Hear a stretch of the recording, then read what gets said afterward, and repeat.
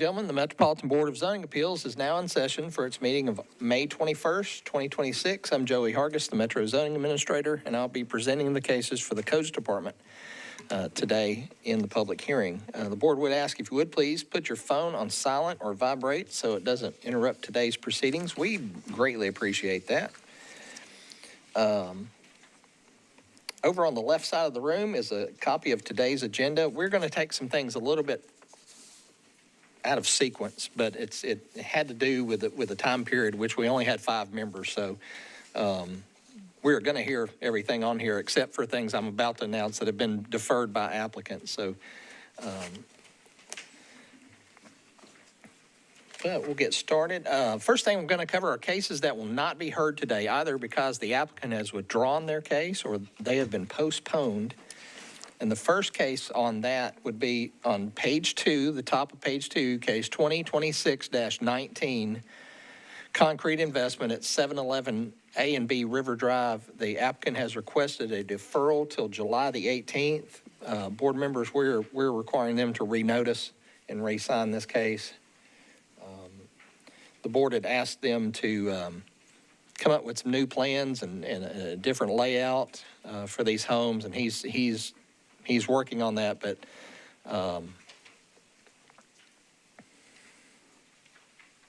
while I've got you here, I have one member who needed to become eligible to participate. I'll go and get on the record for that case. Mr. Ransom, you were not present at the hearing in which this public hearing took place, but you have been sent a copy of the YouTube link to watch. Have you watched that case, case 19, sir? On River Drive. This was the case that had the duplex on it with 2 homes that set kind of a curved radius, a pie-shaped lot. No, I did not watch. I watched 4 links. I did not watch this one. That's no worries. I'll get that to you between now and the 18th of July. We've got plenty of time. Okay. So just wanted to just double check with it. We are going to require them to renotice and send out new notices. This case goes back to February, so it's been a minute. So I think the neighbors, ownership may have changed in the neighborhood. We need to make sure new notices go out. So case 19 will not be heard today. Will be heard July 18th. New notices will come out. The next case that will be postponed is on page 4. Case 2026-63, TN Trans, the appellant and owner of the property at 7166 River Road, Pike, requesting a special exception to allow meditation garden in R80, lane use as religious institution. That case has been deferred by the applicant until June the 18th. And Mr. Tran, Christie, I think we're sending out new notices for this one too. Is that correct? No. Not this one, that's right. Just the first guy. Yeah. So if you're here for case 63, that case will be heard June the 18th in this room at 1 p.m. And I think I missed one. Oh, here we go. I did miss one. Page 2, case 2026-24, Jordan Miller is the owner of the property at 2626 Foster Avenue. Mr. Miller was requesting a variance for his fence, and he has withdrawn his application, so case 24 will not be heard today. So recapping, cases 19, 24, and 63 will not be heard today. Oh, yes, thank you. All right, one additional item. On the top of page 5, case 2026-68, Mr. William Haney, the appellant owner of the property at 5208 Illinois Avenue. He was requesting an addition to a non-conforming structure. That case has been postponed until our next meeting of June 4th, and that'll be in this room at 1 p.m. So case 68 will also not be heard. So kind of recapping again, cases 19 deferred to July the 18th, 24 withdrawn, 63 postponed to June 18th, and 68 postponed to June 4th. All right, so those are our preliminary announcements, Mr. Chairman and members. Before we go any further, the board does allow council members to address this board should they wish to prior to any public hearing begin. Do we have any council members present? I did not see any earlier. Seeing no hands, we will move right along then. Okay. The next item for us is a consent agenda. So what a consent agenda is the chair reviews all the cases on today's hearing, and if in his opinion, you've met the criteria for the application you've requested and they feel that testimony would not alter the material facts, the chairman recommends these cases for consent agenda. And what happens, the board will vote and approve those cases by voice vote here at the beginning of the meeting. So I'm about to call some cases. If you are here in opposition to any of these cases I'm about to call, only opposition, if you'll raise your hand, please, I will pull it from consent and we'll hear it on the order it's listed on the printed docket today. So the first case recommended for the consent agenda is located on page 4. It's case 2026-67, Mr. David Wilson, the appellant and owner of the property at 2400 Alameda Street. He's requesting a variance from the fence height provisions in RS5. Are there any parties present in opposition to case 67? Mr. Chairman, seeing none. And this was postponed at our last meeting to allow the applicant and NDOT to get together and talk. They have come to an agreement. NDOT's going to have him make some modifications to the fence subject, pending approval from you guys. So he is going to make some modifications to that fence to comply with NDOT's concerns. It's going on the consent agenda with the understanding that they will comply with NDOT, right? Yes, sir. Okay. The next case recommended for consent is on page 5, case 2026-69, Maymoon Hantoli, the appellant and owner of the property located at 2019 Clarksville Pike, requesting a variance in the separation distances between auto repair establishments in CS. Are there any parties present in opposition to case 69? Mr. Chairman, let the record reflect seeing no hands. The next case recommended for the consent agenda is also on page 5 at the bottom, case 2026-71. Nader Karashinas, the appellant, Greater Love Kingdom Building Church, the owner of the property at 320 East Campbell Road, requesting a special exception to allow the addition to the existing church in RS20. Are there any parties present in opposition to case 71 on East Campbell? Mr. Chairman, no hands are reflected there. And finally, the last case recommended for consent is case 2026-72. Ms. Teresa Androff, the appellant and owner of the property at 2008 Forrest Green Drive, requesting a variance in street setbacks for a covered porch. Are there any parties present in opposition to case 72? Mr. Chairman, let the record reflect seeing none. Recapping your consent agenda today. It's cases 2026-67, 69, 71, and 72. Is there a motion? Move to approve all consent agenda items. Okay, is there a second? Is there a motion and a second? All in favor? Okay, those items go on the consent agenda. Okay, if you are here for cases 67, 69, 71, and 72, your cases have been approved. You are free to leave. Be sure to follow up with the Codes Department beginning on Monday, or Tuesday next week. Sorry, Monday's holiday.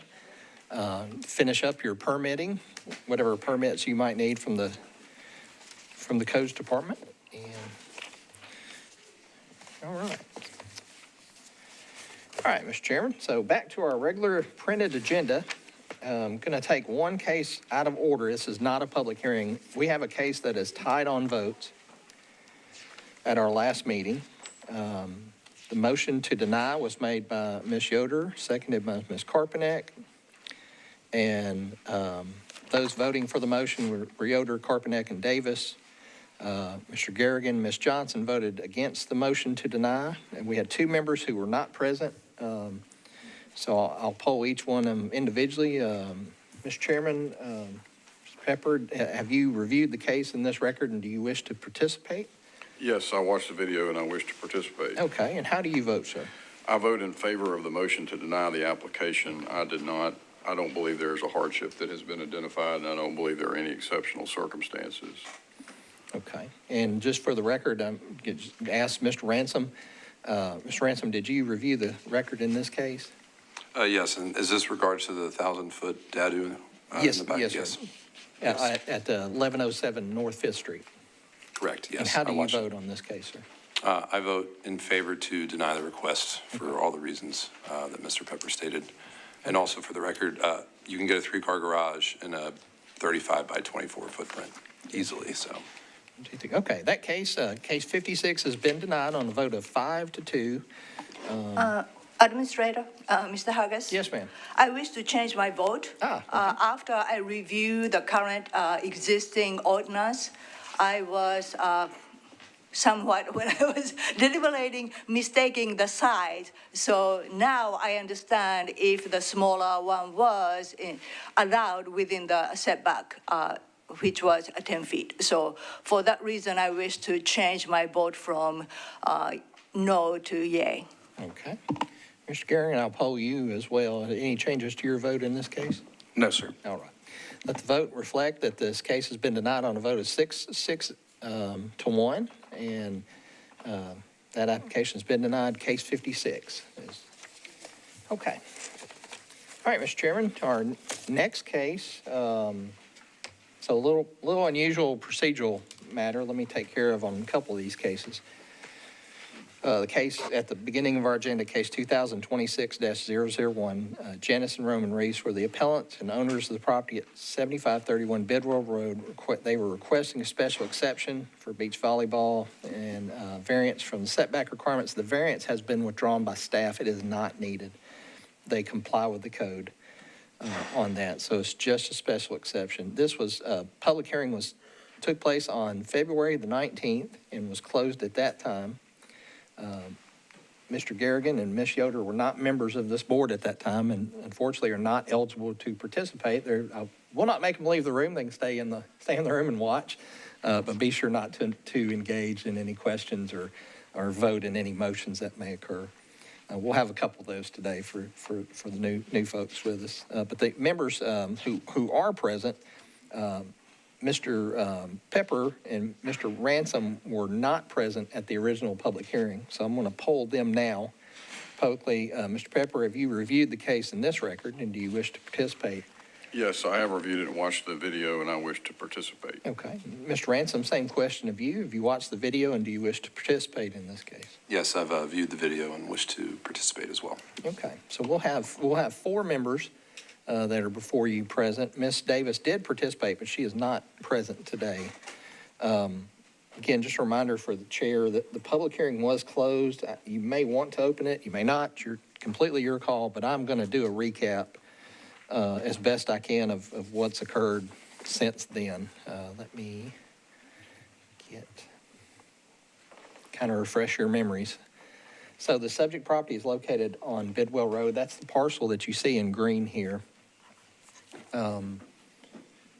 The Reeses have operated a rec center, what we classify as recreational center, at this property for going on about 25 years, maybe longer.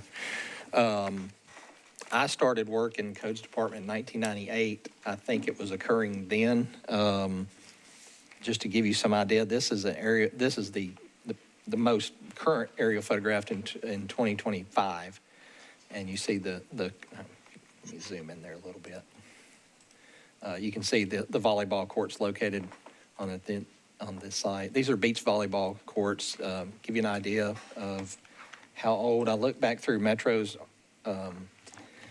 aerial photographs. This is from 1996, and you see a sand pit there then. So been out here for some time. Ms. Reese contacted our department to get, I think we were doing some permitting on a house or something, and we discovered you don't have a permit for this recreation center out here. Anyone who would know that conversation is who this room is named after, Mr. Sonny West. He is deceased, so we just don't have any records of it. But to give you some idea, this is the site plan. We thought at the time, bring them to the board, let you guys look at it, place any conditions on it, hear from neighbors, kind of hear how things are going. We've had testimony from both the applicant and opposition that live down the Bidwell Road, which is it's kind of this gravel road off the named Bidwell Road. If you see kind of where my cursor is moving along there, it may not, let me. So the going back to the main, this is the public road known as Bidwell Road here, and there's a gravel drive that runs off Bidwell that is named Bidwell Road too. It's not a public street, but there's a driveway that serves the Reese's lot as well as other owners that you see in the, you can see it in this aerial photograph, how it runs the property boundary back to this lot. Okay, so this was the site plan submitted by the appellants, and you see the most recent aerial photograph and zoomed in, 4 courts located there. It's an old swimming pool that was on the property. You did hear testimony from both sides in this case. You did close the public on February the 19th. You did ask both sides to go talk to each other, and if there's any sort of agreements that could come from those conversations. I know they have met and discussed, but we've had to postpone this case multiple times due to just membership and not having a quorum. So I'll leave it to you guys to decide what you wish to do. If you wish to open the time and how much time you'd like to allot each side, we can do that. Well, this was heard back in February. I think since then, both parties have retained counsel that weren't here in February, I believe. I'd certainly like to hear, and I watched the video yesterday, but I'd like to hear how things have developed since then, so I'd be in favor of opening it. I don't know if we want to there'll definitely be opposition, so I'm fine with 10 minutes, or if anybody wants to decide, or if you want to limit it, I'm fine with that too. And I know I can't remember who exactly, but somebody, it may have been you, Ms. Johnson, somebody wanted some additional information about the site and I think the length of the road and the width of the road.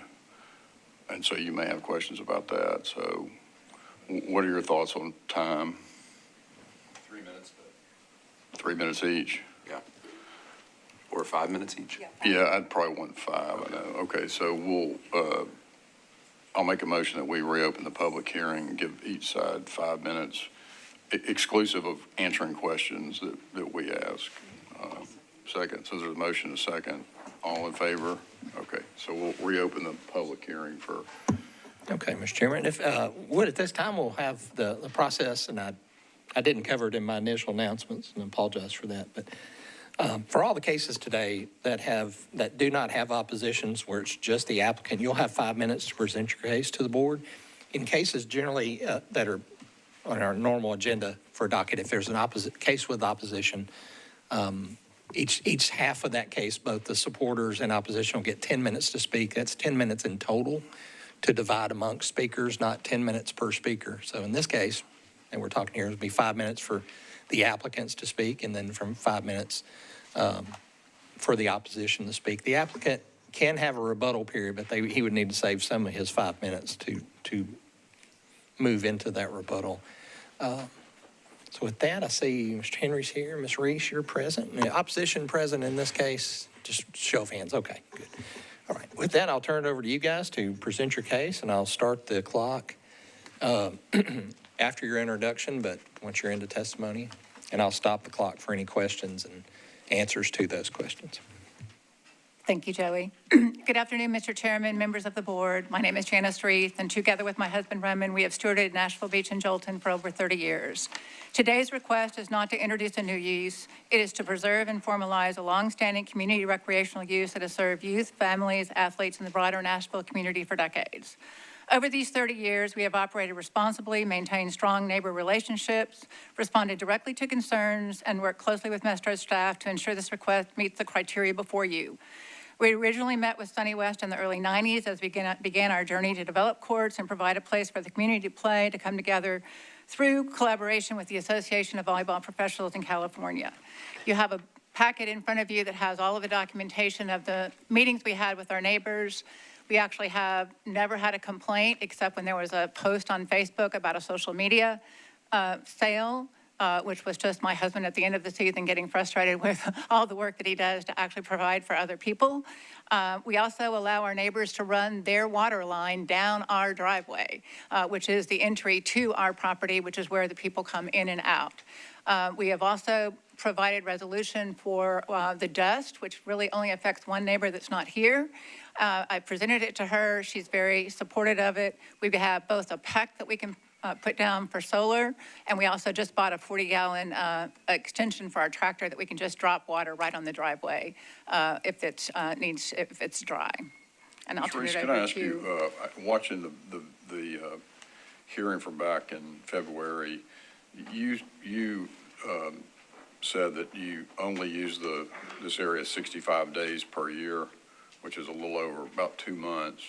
And somebody in the opposition, I apologize, I can't remember the name, and I couldn't catch all the names because of the video, but they said it was 8 months a year use, and there were about 30 cars that showed up for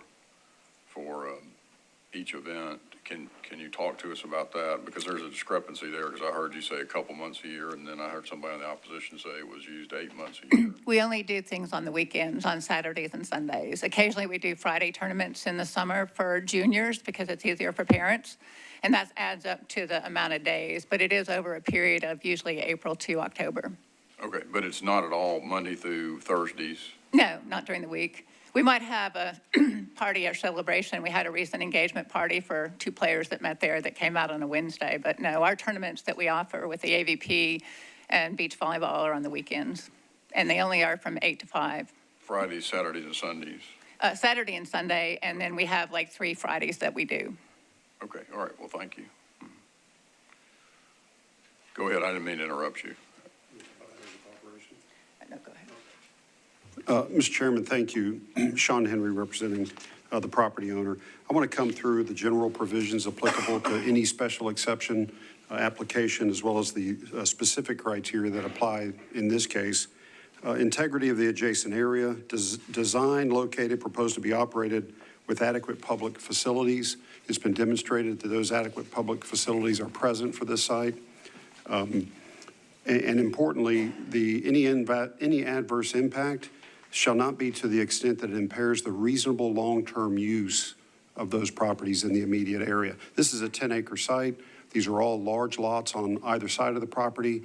Behind the property on the south is 82 acres, unoccupied vacant land, and they've been in communication with that property owner, and there's no objection to it. Design architectural compatibility, minimal and consistent with a residential property in the backyard. So based on the operational characteristics of this, it's daylight hours only, there's no lighting, it's weekend play, and so it's really not being used, despite the size of the sand courts, it's not being used really any different than someone who would have a backyard swimming pool and routinely have, people over to use that facility in their backyard. Natural features, there's significant surrounding landscaping, mature trees along the property boundaries. It's relatively isolated in that area of the county. The traffic impact, you've heard the evidence from my client. They've been operating there for more than 30 years. The level of traffic is really insignificant, particularly when it's limited to the weekend. What about, let me ask you this. Yes, sir. What I heard some of the neighbors voice concern about is the narrowness of this road and the fact that it's gravel, which, especially in the summer, it kicks up a lot of dust. Is there anything practically that can be done about that to mitigate that? Well, since they have their water lines down that road, it would be difficult to do anything with that road. We did offer to pave it, but that doesn't make it any wider. And in the 30 years that we've operated, there's occasionally that somebody runs into each other in and out, but that happens on a regular basis because that's our easement that we provide to the neighbors to come in and out. So you might have the Postal Service or Amazon or somebody else coming in and out, and there's a place to pull off and there's a place to go forward. So because of the utilities, you can't widen the roads, that the utilities run along the side of the current gravel road? Utilities, they dug the road, Okay. yeah, and trenched for their water line. Gotcha, okay. Let me quickly touch on the specific conditions because we do want to hold a minute in rebuttal. So recreation center, the setback that was discussed early on is satisfied. The 100-foot setback is satisfied with this application. The landscape buffer yard, there's substantial mature vegetation along that perimeter boundary that's been demonstrated. And finally, the street standards. So there's 3 criteria for this special exception use to operate. Bidwell Road is a collector avenue. This kind of operation needs to be on a collector street, and that appears from the Nashville Next plan. So we would like to reserve as much time as we can for rebuttal, but based on all of the evidence that you have in front of you that this client and property owner has submitted, at the first hearing, since the first hearing in front of you now, and we want to make all of that part of the record in this case. Everything has been submitted since that hearing. We would like to add that to this record today. We ask for the extra time here, the remaining time for rebuttal. Thank you. You've got over a minute left for Thank you. rebuttals. All right, thank you all. So we'll hear from the opposition.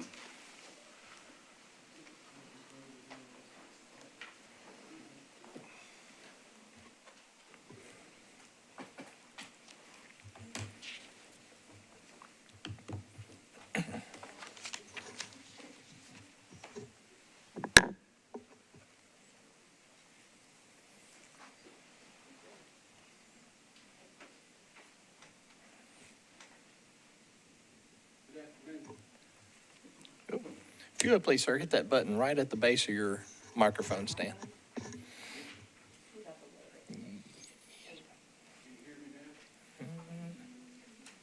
If you can give us your name and address, please, sir, for the record. My name's Gary Vaughn. I live at 75. I'm Gary Vaughn. Live at 7541 Bidwell Road, and I'm 2 properties from the Reeses. This is my dad, Jim, and he lives next to the Reeses. You want to introduce yourself? I'm Jim Vaughn. I live next to this volleyball mess. It's codes violator. And can you give us your address, street address, please, Mr. Vaughn? Your physical address. Your address. It's 7541 Bidwell, 35. 7535. All right. Brandon Cox. I live at 7555 Bidwell Road, which is at the very end of the driveway, the easement. And you guys got just a little stapled together packet that's basically a review of what we've been going through for the past several months. We've got signatures of everyone on the driveway, and I have to say, the easement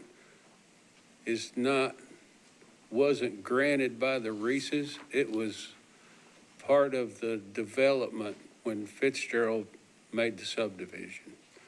So they knew the easement was there before they bought and what was going on. So, Mr. Vaughn, to focus on the traffic, Ms. Reese, you heard her just say that the events there are just Fridays, Saturdays, and Sundays. Are you having issues with traffic just on those days, or are you having issues with traffic on other days? It's when the volleyball players come in and leave. It's pretty much, it's not as bad during the day, but when everybody comes in the morning, there's a real issue there with dust, mainly on Miss Fitzgerald. And she wasn't able to be here today because of her health. And there's really the road's not wide enough for two-way traffic. And so somebody has to stop and either back up or be visual enough to pull off into her driveway so to let other people pass. And it's just a lot of trouble. Well, are there adequate pull-offs? I know I haven't seen this road, but a lot of gravel roads, especially in rural areas, have turn-off areas, even if it's every, 50 yards or so. Are there long stretches where you got to put it in reverse for, 200 or 300 yards, or is this a situation in which you can back up? Well, basically from Miss Fitzgerald's driveway to Bidwell Road is one lane, about 12 feet wide, and we live in a curve on Bidwell Road, and to back out on the blacktop right there is dangerous. And so either got to pull into Miss Fitzgerald's driveway or, it often ends up in head-on, who's going to back up kind of issue. Also, I'd like to say about the property, there's 4 volleyball courts there now, and when they started, there was 1. And the thing has grown substantially, and they got a big, loud radio and lots of people yelling and screaming. There's noise issues there too. And so. Before this application was made, had you made any complaints to the police about the noise? I did not. Okay. We've been very compliant about it. Or accepting of it, but just haven't really complained other than when we found out he was trying to sell it as a business. And that's another issue that I have is how can he operate a business in a residential area? This couple is 75 years old, and I don't think they're playing a whole lot of volleyball. So to me, and I know Roman, he's got to have an angle for anything he does for whatever reason. And I think that is for profit. And I've heard him say that himself to my face. You know, that's how I make my living. And I don't understand how he's able to do that in a residential area. Well, would it alleviate some of your concerns if a condition was placed on the special exception that it didn't run with the land, that it just applied while these owners own the property? It would definitely make it better, but I don't know that that's the answer with the traffic and the noise. And, you know, one thing did come to my mind is maybe that the city might take that driveway over and develop it and make it a 2-lane driveway, but I don't know what entails, what that would entail. I don't think there's been any environmental impact studies done on this, or no, I don't know if the health department's okay with the number of people that they have up there, with being on a septic system in the residence. And I've got a lot of questions. And those, and probably most of those we couldn't answer. We're just here to determine whether they qualify for the special exception. This wasn't really a bad thing when it first started, but when you got, you know, they showed on the picture that there's like 45 parking places now. And I've never seen it fill up, but I've seen a lot of cars up there, a lot of people, a lot of noise. May I add something? Sure. You have 2 minutes. And Sure, I won't take too long. You can divide it up however you want to. That works. And I think to answer your question about the initial, from the main road, the actual road and the driveway to the entrance to the volleyball courts, I think it's around 500 feet. As Gary said, it's, you know, a 10 to 12 foot wide, single lane driveway, steep drop on either side. It's anywhere from 6 to 12 feet, depending where you're at on the driveway. So there's no true turnaround. And I think at the meeting in February, Ms. Davis, who's not here, had asked that question about essentially a temporary exception that would run with the ownership. I think for most of the neighbors, that would put the long-term concerns at ease. I'm in my 40s. I have a 9-year-old son. We love it out there. I don't know that we ever intend to leave, but I worry about what the future might be if there is just a recreation kind of permanent type permit associated with the property. So I think among the neighbors, there's varying levels of concern, but I think that would be one underlying concern for everybody is the long-term impact of a permit or an exception like that. I live next door, and this couple are breaking the codes. I don't like that. It's not right.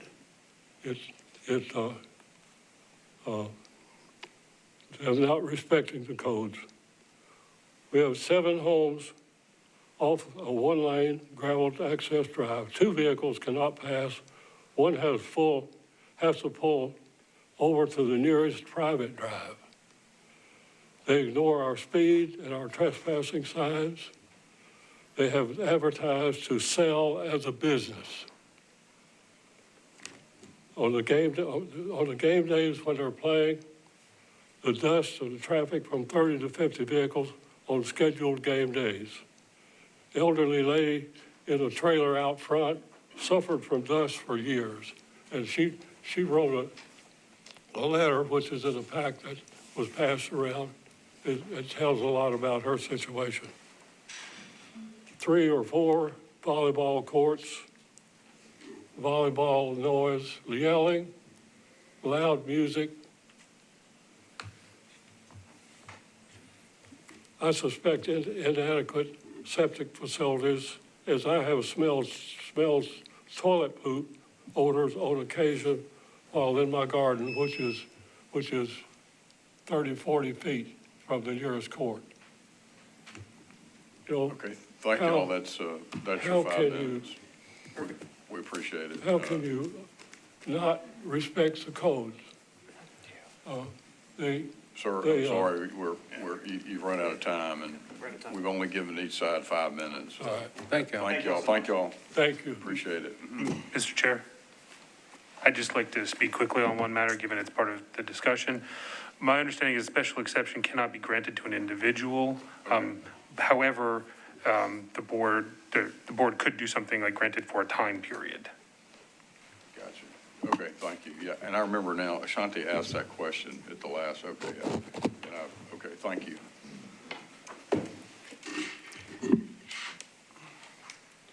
I'll make one comment on the driveway, because when our neighbors were digging up and trenching the road and had to block it with some of the vehicles, you could still, on the side of the road, you could still have another vehicle come around. It's not ideal, and we have a driveway rules, which are in your packet, that we provide to be able to have people do the pull-off by Ms. Fitzgerald's driveway, or if somebody's coming in, not to have them wait on the road, or vice versa. I sit in my driveway before I leave and, look down to see if somebody's coming out, to let them come out first. Mr. Chairman, my client would be willing to pave or gravel 2 or 3 pullouts in both directions, one on one side, 2 on the other, whatever, so the traffic can easily pass in that 500-foot stretch. If we cannot, based on legal counsel's input, limit this to the current owner, which we're completely satisfied with, we would recommend that the permit be for a period of 5 years, upon which we would then return to this body. Thank you. So let me ask you on the pullouts, that might solve a lot of problems. So the utilities are running down one side of the, so you could put pullouts on, are utilities down both sides of the drive or just one side? I don't know exactly where they reburied it. I think they're on one side. We already have a wider area for that, which is where they used it to be able to have another car come by when they were blocking the road for the trenching. So there is some wider areas that you can pull one side to the other. We always tell the players, we have driveway rules that we put whenever we send things out. And there's staggered arrivals and obviously staggered departures depending on how you play and when you leave. So all the players don't show up at the same time. They kind of come in over a period of a couple of hours. If your games start, though, if you have 4 courts and your games start at, say, 8:30 on Saturday morning, I would expect, though, you'd have a lot of people probably. We only have 2 players on a team, so there's only 4 players on a court. And many players come as a ride together. It's kind of a carpool, especially right now with the price of gas. So we don't have a lot of people, and we basically send out a pool sheet that says who starts first, so they come early. Sometimes they arrive an hour before. We had some people come in from Fort Wayne. They were there an hour before. And I've asked people in the past, very rarely do they run into another vehicle at all. And finally, Mr. Chairman, members, I know we're out of time. They've been a successful operation there for more than 3 decades. Successful, but they're not quite as busy as our pickleball courts that we see everywhere now. So the 3 conditions that are necessary for this approval have been satisfied, and we're happy to make some adjustments as I stated. Okay, thank you very much.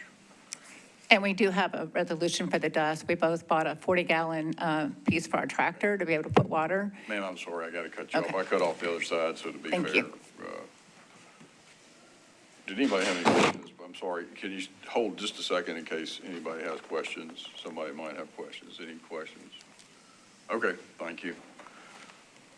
Okay, so we'll close the public hearing and discuss.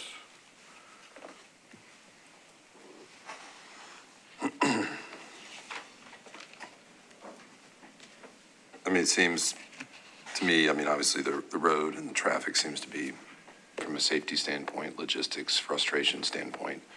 I mean, there are utilities buried under roads all the time. And this is not a paved road. It'd probably be some type of gravel road out of Crusher Run or something like to that extent. Obviously, there's probably drainage swells on one or both sides of the road. But it seems like there are things that can be done to take care of, you know, some of the major concerns from the neighbors. It's been operating for 30-plus years, and unfortunately, there's no documentation other than the photo that Mr. Hargis provided. But, you know, I'm leaning to some type of a short-term approval, giving them a lot of elbow room to maybe fix some of the issues with their neighbors, so when they do come back here in 2, 4, 5 years, maybe they can come back here with taking care of a lot of those issues. And it would help with the neighbors' worry about it being sold as a business. That's kind of my 2 cents. Yeah, I agree with you. I think maybe at 2 years, and I mean, there's no way right now, because we don't have a site plan, we can't tell them, we can't get an agreement today about where you're going to put turnoffs or where you can potentially widen it. But I think that if the applicant knows that they're going to have to come back up for review and that they haven't done a good job of satisfying the neighbors in terms of the pullouts, it seems like the big issue is the dust and the narrowness of this gravel road. And if I mean, they meet all the requirements of the special exception. It boils down to is, will allowing this impair the reasonable long-term use of the adjoining properties? And, you know, And at what capacity, right? I mean, there's reasonable, at what point does it reach, you know, too many people and health concerns? You know, if this was a true operating business, there's a handful of boxes they have to check that's obviously outside of, you know, our jurisdiction. But, I mean, my inclination is to give some type of short-term approval for them to go take care of X, Y, and Z. Short-term being? Enough time to take care of those issues, probably a couple of years.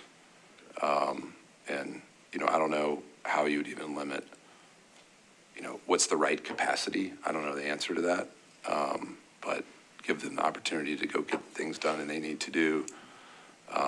Gives them time to, you know, get estimates, get people out to the site, do the work they need to do, raise the money, raise funds. So, I mean, it has been operating for a long time, but it seems like it's a little bit outside of the bookends for whatever reason. So I'd like to continue to operate. I think it just kind of bring it back into compliance would be what I prefer.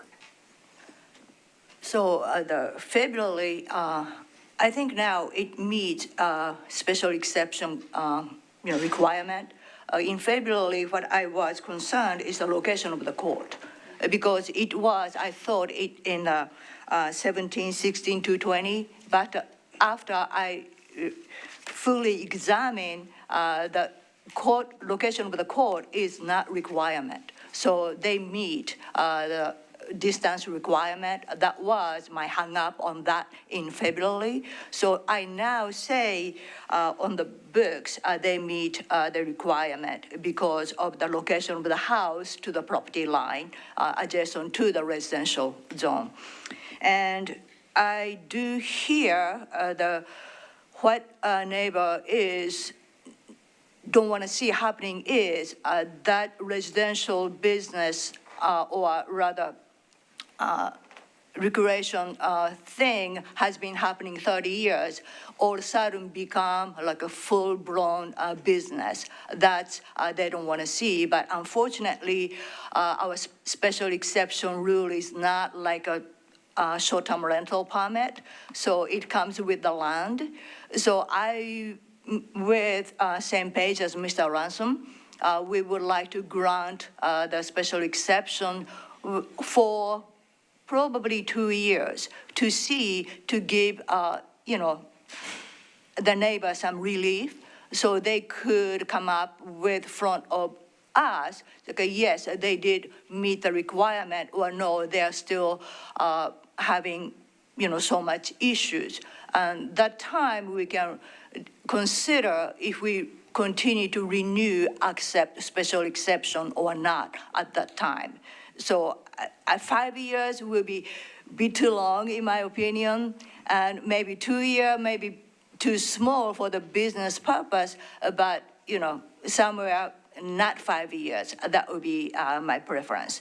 And also I would like to point out is those 500 feet will be probably more frequently used by the player who visit weekends. However, I would like to point out this is a shared driveway who live beyond applicant's property, because they do have 4, 5, or maybe 6 property beyond that entry from the bid well. So there's a shared driveway. Because this applicant has been doing volleyball recreation the past 30 years, they are maintaining that portion, for the past 30 years. But actually, some neighborhood association or some 5, 6 properties, they do the shared maintenance.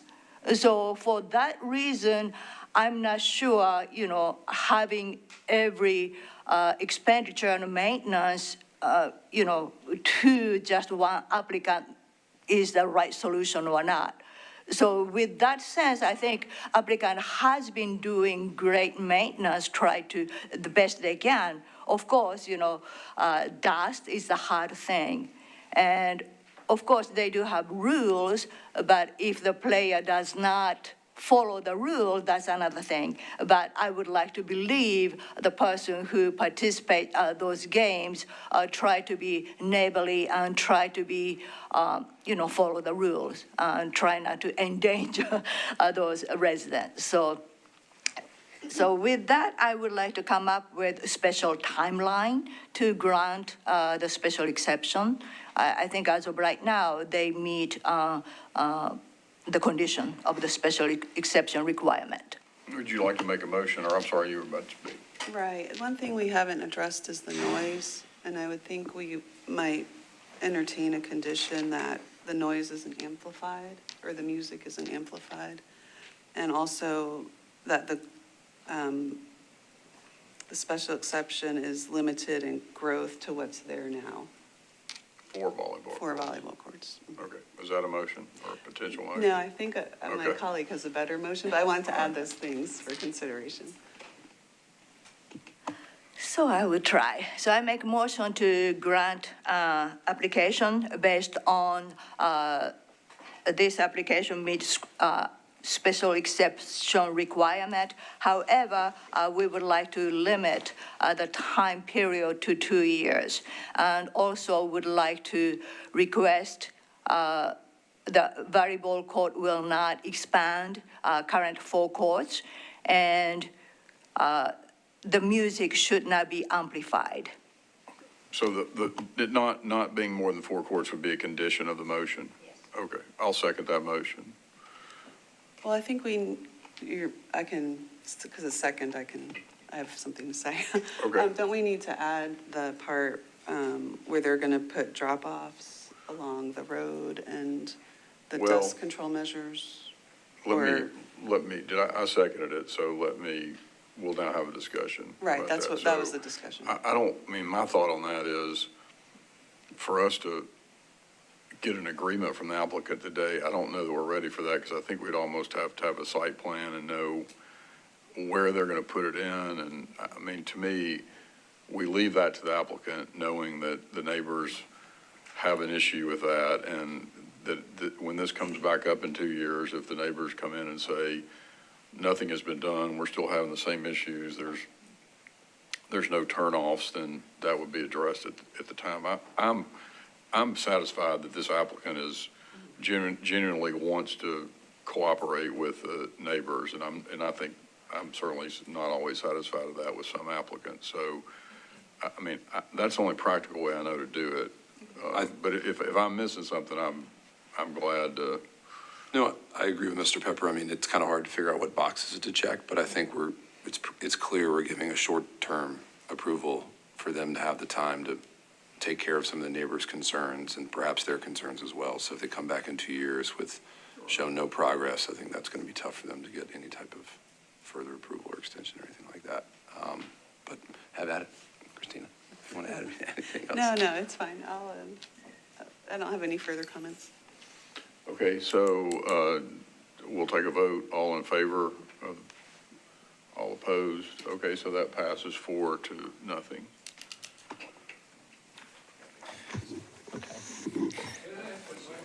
Case 1 is approved on a vote of 4 and 0 with the conditions as stated. Gentleman with a question can come see me. I'll be happy to answer that for you, sir.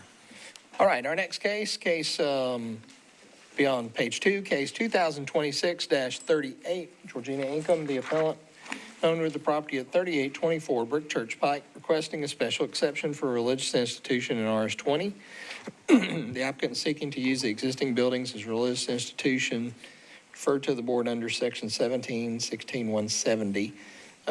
Looking back on this case, Ms. Yoder and Mr. Garrigan are not eligible to participate. And Mr. Ransom, you have been sent a video. Were you able to watch this case? Yes, I was, and I would like to participate. All right. If so, you will be participating in this case today? Yes. Okay.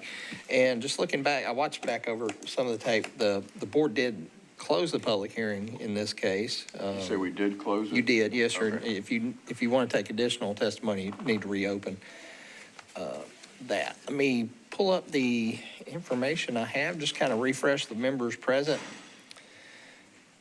Subject property is located on the west side of Brick Church Pike.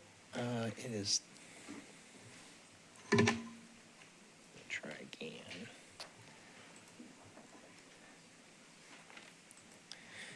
This would be the subject property located here. Brick Church Pike is located on the north-south axis here at this point. Another view of the subject site, the home it's located, there's an existing building located on the site. How this came to us originally, Ms. Ingham, we had received a complaint about her property using as a wedding venue. My office reached out to her and made a determination that indeed it was a wedding venue and that use needed to cease. Ms. Ingham then applied for religious institution use of the property, which is allowed in the RS20 zone district by special exception from this board. You all had a hearing and you watched the tape on that. I did, in the interim, I went back and reviewed the case based on some of the testimony that was presented here just to see, and I sent a clarifying letter to Ms. Ingham, and she's in receipt as far as not using the venue for weddings and the such. So I think we've got that, at least that portion straightened out between Ms. Ingham and I, we understand, have an agreement on that. But we are dealing with this as a religious institution under 17-16-170. The requirements for that are listed in that section, and that's essentially testimony I've got to this point. I know there's opposition present. See a show of hands, folks in opposition. Okay, I do see, thought there were some folks here. Mr. Chairman, kind of the call from you guys as far as reopening the public hearing and then for how long for each side. Okay, I would definitely like to hear, things have changed some from last time. I'm fine with 10 minutes or 5 minutes. We could probably get it done in 5 minutes aside. Is that? I think 5's good. Okay, everybody okay with that? Okay, so we'll reopen the public hearing for 5 minutes for each side. Okay, Mr. Chairman. All right, with that, if the applicant wishes to come first to the table and present, kind of get the board up to speed, I guess, from the last hearing, what's occurred and how your case meets the requirements for special exception. Again, just a reminder, You do have 5 minutes, and there is a group of folks that wish to speak after you. So if you want to save any of that time like that first group did, be sure to let us know you want to save some time, and we'll and give you an opportunity to save some time for rebuttal. So. Good afternoon, Mr. Chairman and members of the board. Thank you so much again, Ms. Christie, Mr. Hargis, for working with us diligently since our last meeting. And ma'am, can you give us your address? Oh, yes. We need that for the record. Georgina Income, 3824 Break Church Pike. Okay, thank you. Thank you. So our original application was for a religious exception. We added additional verbiage based on the existence of activity in our neighborhood, which we assumed were permitted. There's Healing Glade right next door to us. There's also a new one, the Pearl Retreat. And we assumed that having a retreat center and all these activities that were already listed on their websites were permitted, which is why we included it. So once Mr. Hargis went back, reviewed, and determined that certain usage was not permitted, and whether or not we wanted to appeal, we said, no, you can take that out, because our primary purpose was for the religious institution. We hosted our neighborhood block party, so we included block party. My husband and I had our 25th wedding anniversary at the property, which is the only wedding that has occurred at the property till date. So we just took out additional verbiage that creates confusion, and so we'll leave our time and respond to opposition. Okay. Any questions for the applicant? Before you sit down, let me see if you've got any questions. So to clarify, has nothing to do with a wedding venue or anything related to any of that? Absolutely not. Okay. So what will occur on the property? Remind us, you told us last Sure. time. So my husband and I are pastors. We've been pastors in the Nashville area for almost 2 decades. Our last known location is at the Global Mall, and our council members in Antioch have written to the board in our support. So as a church, if we were a nuisance, they would absolutely not be doing that. And I think some of the confusion is last summer, my husband and I had 3 personal parties. That's what created the complaint, but that's not what this application is about. So we'll answer any questions. Yes. Could you give me one last clarification? Yes. I don't know, I may have misread it, but the last application I read, I memoed, the existing house will be used as a retreat center and wedding party guest house. That was still written like that. And then barn will be used as a private event and stage for such. And walking trail will be used for the guests to meander around. So that was my understanding of your application. Currently it stands. Am I missing something, or?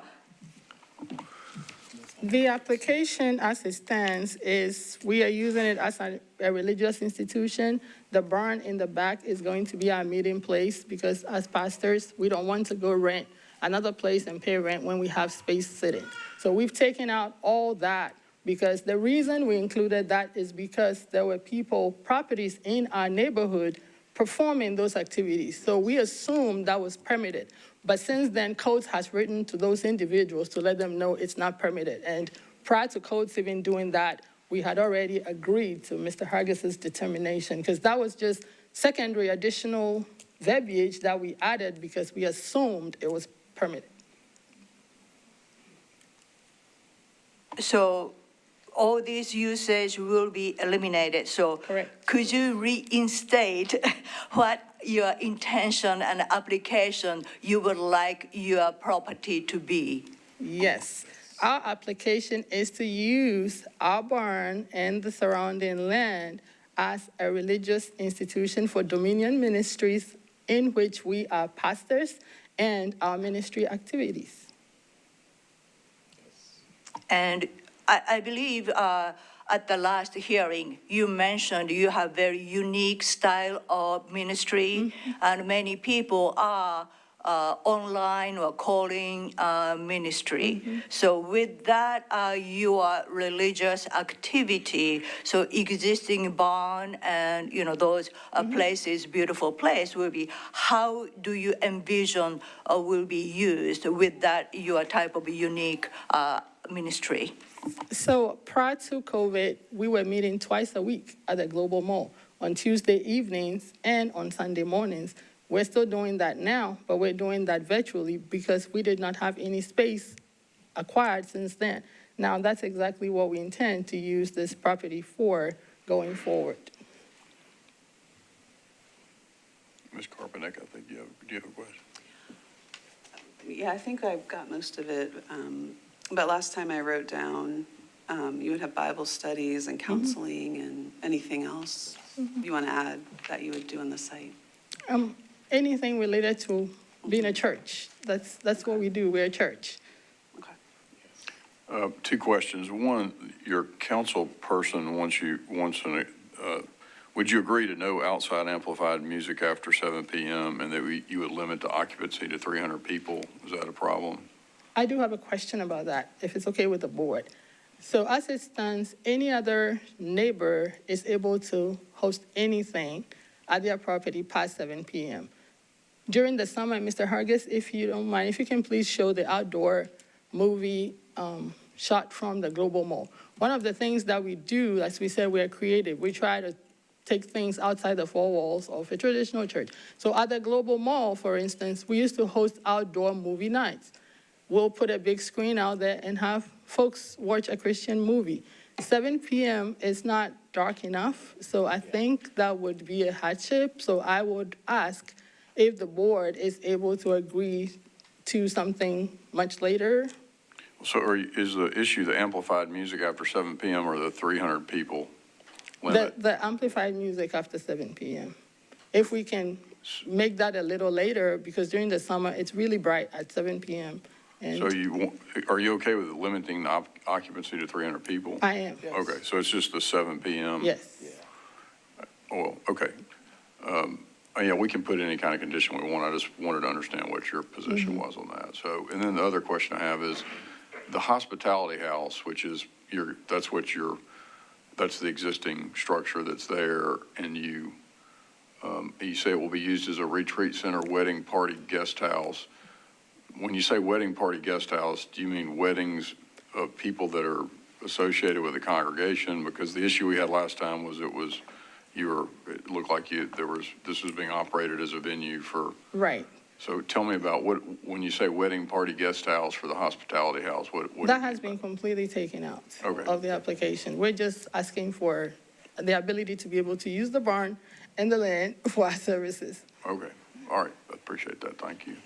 How many can fit in the barn? Right now, as it stands, it's 1,500 square feet, but we are already speaking to a contractor so we can expand that and hopefully minimize some of the outdoor music noise and solve the problem. So we're doing the best we can to be able to be good neighbors. It's just unfortunate that we assumed neighborhood activity was permitted and went along with that.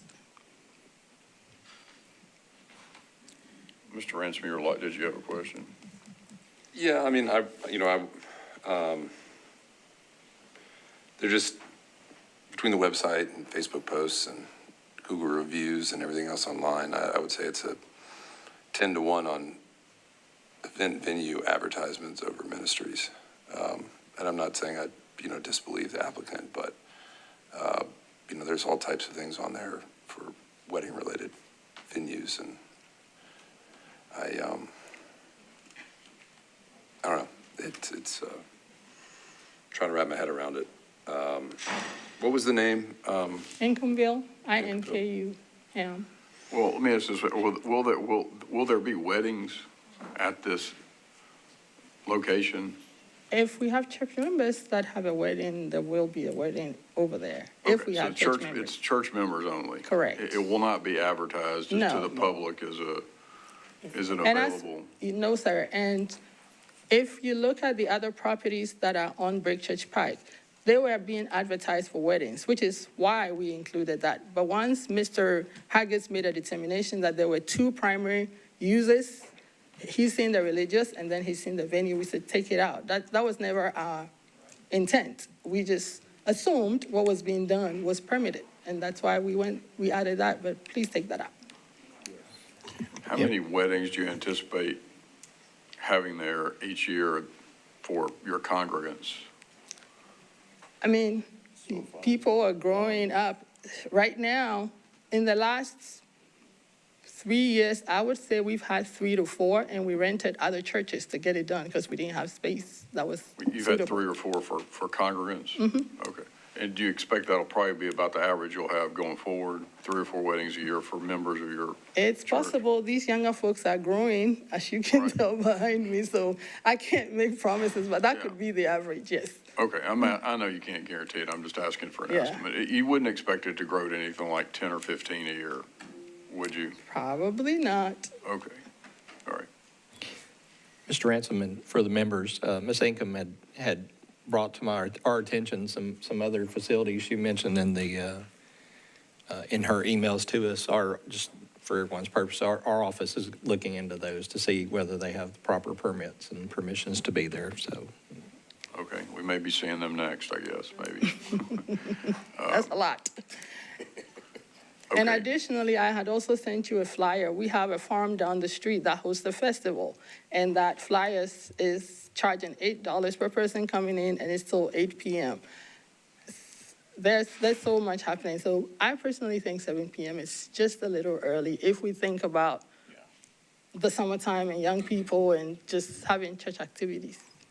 Okay, all right, well, thank you, and you've got some time left on rebuttal too, so, all right. And we bought a decibel reader, so we actually have been monitoring. That's why you have those screenshots there, to make sure it's within city ordinance. Okay, all right, well, thank you.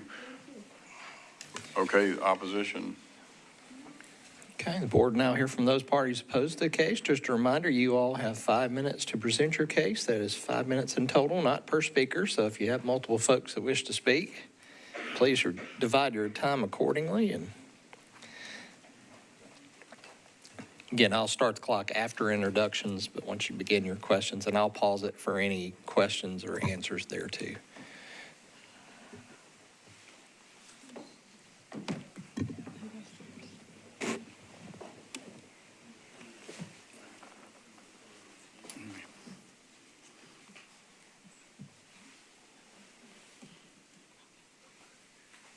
You can divide it up however you want to. Okay. So, but be sure and turn your green light on and tell us your name and your address. We need that for the record. Amanda Ball, 3920 Brick Church Pike. Okay, Mike Ripito, 3564 Brick Church Pike. all right. Karen Repito, 3570 Brick Church Pike. John Gupton, Baker Donaldson. All righty. I just quickly wanted to say that the problem here is the amplified music. And I'm not sure what exactly the code states, but we don't have neighbors that have amplified music during the day or after 7 o'clock. So I don't understand why that would be acceptable, because we do like to enjoy our properties during the day and have quiet Saturday and Sunday on the weekends. And this music is very, very loud. Still been going on. And as far as not being an event center, right now I just pulled up on my phone on Google Maps, and it has all, if you look under the services, it mentions wedding several times. It mentions baby shower, bar mitzvah, parties, catering, MC and DJ. So but sometimes I know this from things I've done. Sometimes Google these things up for a long time after they're initially out there. Is there any indication this is recently I don't know posted? that, but if somebody looks it up today, they're going to see that this place Right. is advertising as an event center. And that's really what it is. That's all I have to say. Thank you. Okay. I'm Karen Repito. They just had a birthday party there on April the 26th, and had probably about 500 or 600 cars. in the music. It was a birthday party, and I have pictures of all of it. And then I'm the owner of the Pearl Retreat, and it's my personal home, and I only have it on Airbnb for when I'm out of town or I want to rent to someone or my family comes in. It's not for any commercial use. And I have like one person that's gonna rent it so far.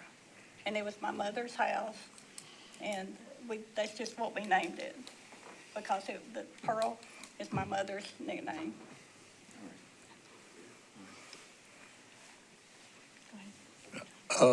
What I would say is, I think it would be helpful if we just have some clear restrictions about what can be done, because there seems to be a back and forth about whether there's any commercial use or not.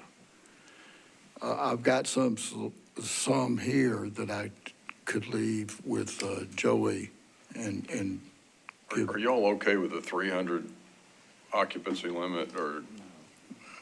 I think that's kind of high. You're talking about, if there's 300 people there, you're talking up to a maximum of 75 cars coming down there. This is a small 2-lane road in front of these houses and lots.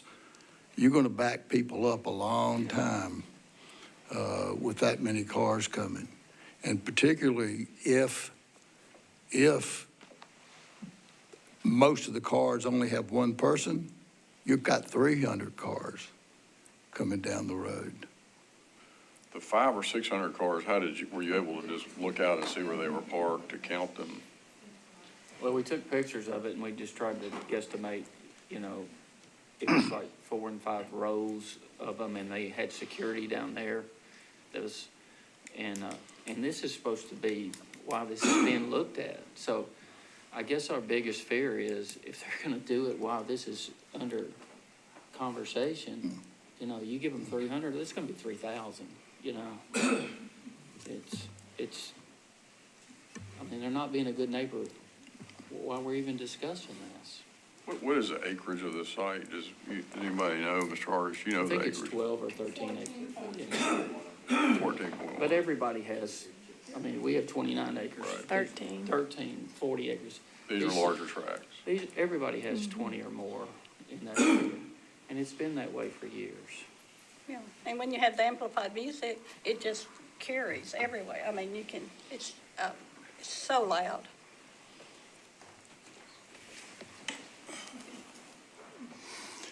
My name is Mervyn Luke. I live at 30 Hill and Glade Drive. My wife would be here, but she had hip replacement surgery Monday. We have, Jennifer O'Neill Ministries has a property, our property, at 30 Hill and Glade Drive. We've done equine therapy there for many years, working with Fort Campbell, Operation Stand Down, the VA. They've sent suicidal people to us from their camps. We have saved lives, and that's what we do there. We don't have outdoor parties, sound systems, anything.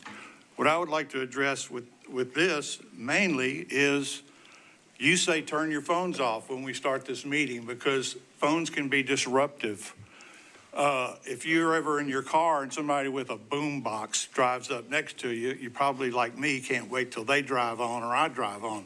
These people have done outdoor sound systems that shakes windows, boom, boom, boom, in everyone's houses around, and can be heard everywhere. It's very disruptive to what we're trying to do. People who are PTSD are hearing all this music and stuff, and that's my point. Mainly the sound system that comes from all the events they've been having over there, which have been more than just a couple. So that's all I'd like to say. All right, thank you. Any questions from the board?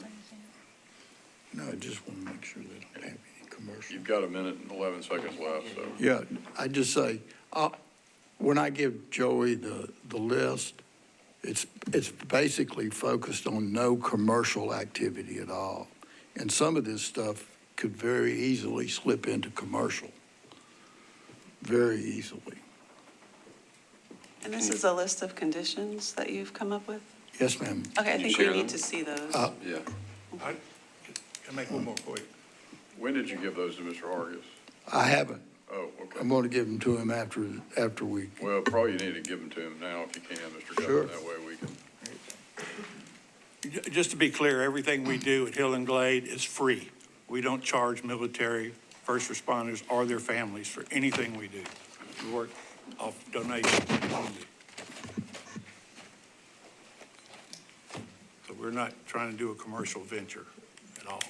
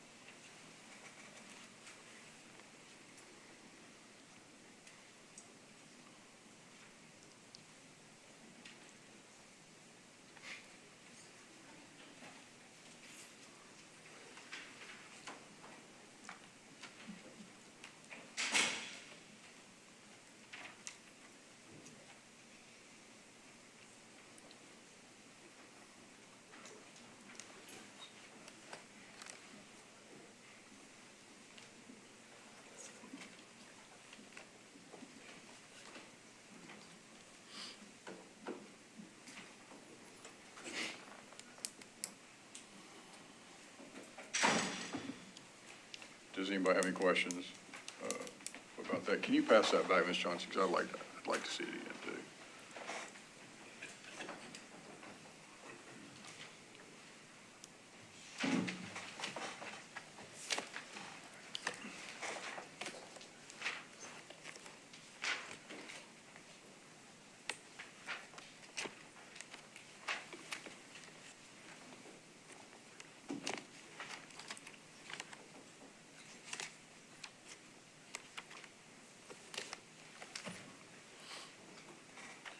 Okay, I don't have any questions about it. Any others? Okay, all right, well, thank you all very much. Thank you. The applicant has some time left, I believe. Mr. Chair, if I just may note something before the applicant speaks. I've been going through the records, and I don't see anywhere where there was a formal request to amend the original application. As was mentioned, it may have been through staff. Don't see it in the documents. To amend it to remove the request for, that it be used as a wedding venue? Yes, that's correct. I do not see where that was ever formally requested. Okay. Well, I mean, I guess we could take care of that if we okay. And that's just why I wanted to point it out. Yeah, okay, well, appreciate that, yeah. Okay, you have some time left, 3 minutes and 35 seconds. Thank you.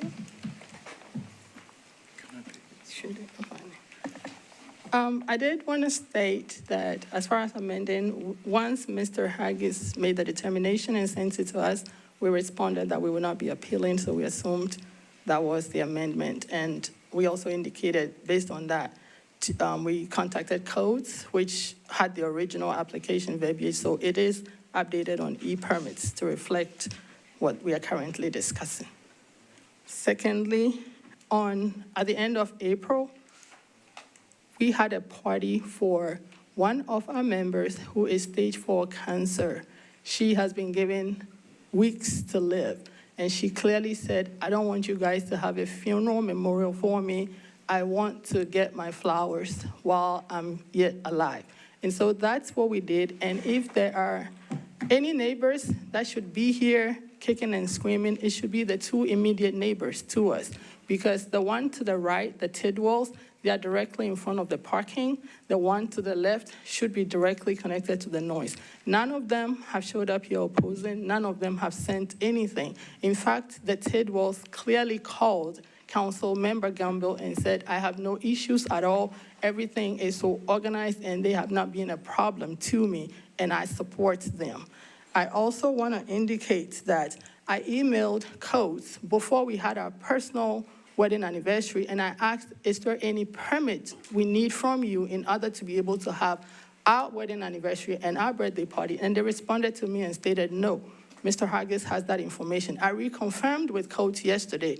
If any neighbor wants to host Easter egg hunt, festival, picnic, anything, do they need a permit, a special permit from you? Is there a limit on the number of people that can be there? Is there a set time? They responded and said, no. You may just need to work with the fire department to see what that looks like.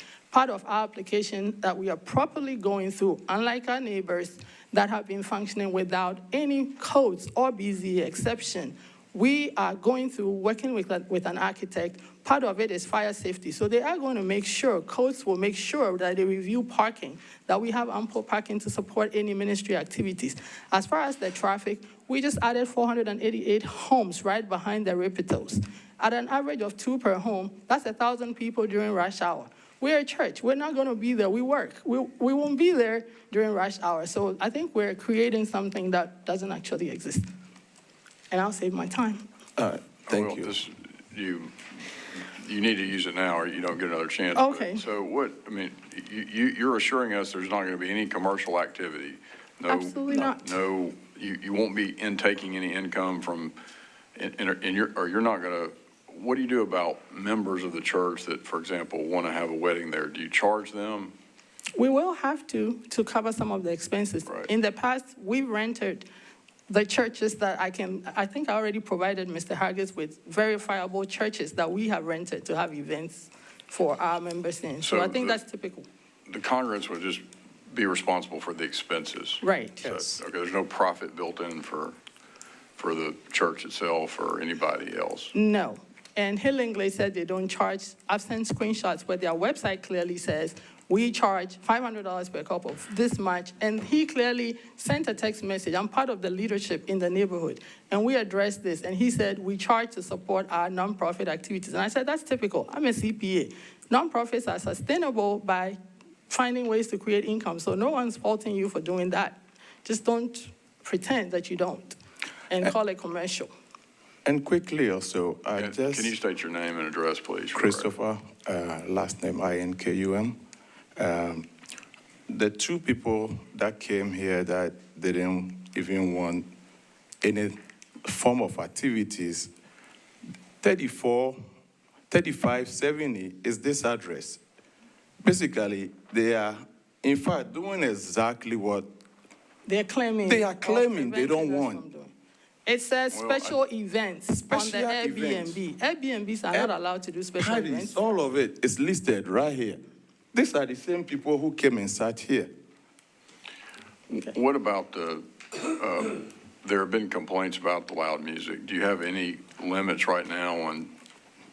Yes. What do you tell people when that either DJs or bands that show up or people that show up with their own whatever devices to play music? What are you telling them about the? We actually have the sound ourselves. Nobody's bringing their sound. These are our events that we hosted, and we alluded to Merv when he first came to our community meeting that we did not realize where the location of his property was. So we thought it was woods and realized he's there. So since then, we have just adjusted anything that we do personally and bought the meter to make sure that we're actually being good neighbors and we're not exceeding anything that the city limit says. So what are the limits? Do you have a decibel level limit, or how do you determine what's too loud and what's not too loud? Oh, well, the city says 85. I walked around when we cranked up music just so we can test it out. I took off the windbreaker from it so it can be very sensitive, and it never went above 70, 60. Yeah, and I actually have a video where I went and put my phone on my window to see if my window will rattle. My window is on my property. If it's not rattling, your window cannot be rattling in your house. And please, we're dealing with 14 acres here. And so, think about it. Neighbors are not even close. And the ones that are close, none of them are even complaining. And so, the complaint is just, It's just not making any sense. Yeah. Any questions? Okay, thank you very much. We'll Thank you. close the public hearing and discuss. All right, thank you. I mean, this is a tough one for me. The list of conditions kind of are at odds with what religious activities do. You know, most churches, I don't have the list in front of me, but most churches will operate and have events and weddings. You know, we'll have large gatherings and we'll have weddings and events of wide variety as they're allowed to do. I mean, my church hosts weddings and charges for it, and I think that's pretty normal. So where do you draw the line of saying you can have a religious institution, but you can't do X, Y, or Z? I think that's the hard thing for me. And then, you know,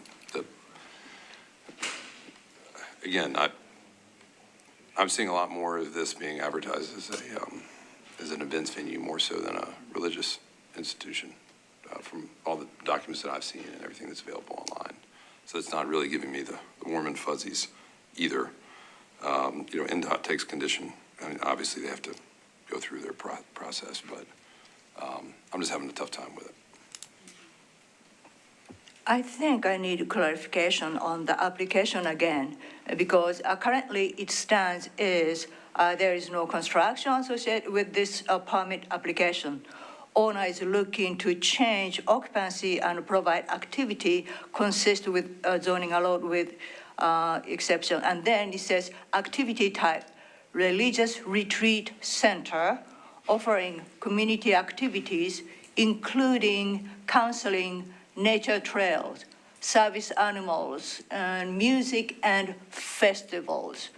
So I've tried to understand the use because religious institution has allowed to have accessory use, but it seems like this application is not clearly establishing the religious institutional use, but more still tied with recreational center type activity with festival. So to me, this application and also the things I questioned still associated with how the house will be used. I understand the applicant intent, but the application currently it stands does not associate with intent of the applicant. So that's what I'm having a hard time gauging this application with a correct application type. So, I mean, the way I understand what you're saying is instead of it being a primary church religious institution with kind of ancillary activities, this is operating primarily under the ancillary activities and then as a church as an aside. Yeah. Ms. Johnson, if I can clarify, that the conversations that, remember I talked about in the beginning, I made a determination that there were indeed two requests in her initial confirmation, one for the church use, religious institution. The other I classified as the wedding retreat, the retreat center. Those are not uses. Those fall under use not permitted in that zone district. So that was I wrote a second letter to her in the meantime. So the request before you is strictly for the religious institution use. Mr. Ransom's right. Churches, and I said this in the first hearing, churches have weddings for their parishioners or whomever. I mean, our church has done it. Yours probably has too. All I can put in front of this board is what the zoning allows for. And she did point out, and the opposition mentioned, you know, the horse stuff. That, from what I can tell, when we're looking into it, I'm not sure those uses are permitted either. So our office will be looking into those, whether they're allowable uses in the zoning code. But to her testimony is she added a lot of things to her initial request, seeing what others were doing and trying to incorporate those into her request too, because if they're doing it, then she should be. But now that we've had clarification that those uses aren't permitted, our office is investigating the other two as through our normal processes of a request for service case. The special exception being requested is just religious. It is just religious Strictly, institution. that's it. All it can be, yes. And then the issue does become with religious use, it's not just showing up Sunday for an hour church. I mean, there are all churches I know of have weddings and get-togethers and events. Counseling and, I mean, you've Yeah, seen and that churches, kind of stuff. divorce care and, all the other things associated with it. I would never treat those as separate principal uses of a property.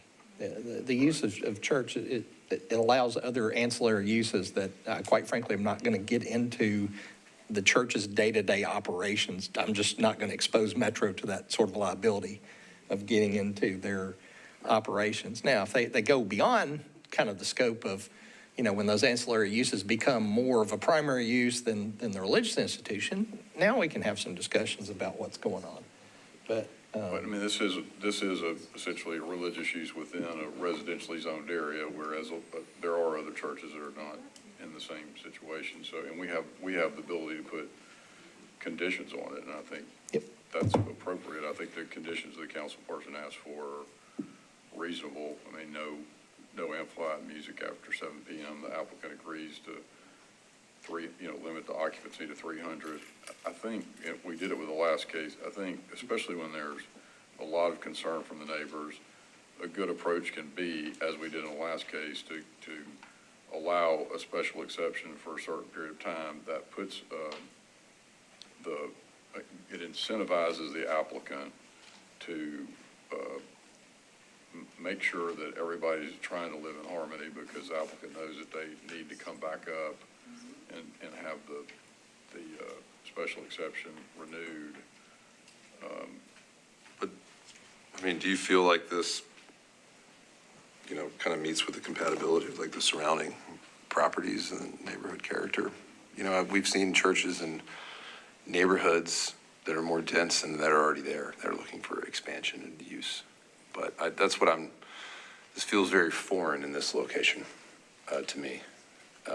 Yeah, I mean, I think especially some of the stuff that I would say would be what I would call non-core church stuff, like the festivals with music going, I mean, the applicant wanted to, have music, amplified music past 7 p.m., which tells me a lot. That tells me that, that's important to them, and that's not what I would call typical. I mean, I live in a place with a venue that's maybe a quarter, half mile from me, and they have weddings and events all the time.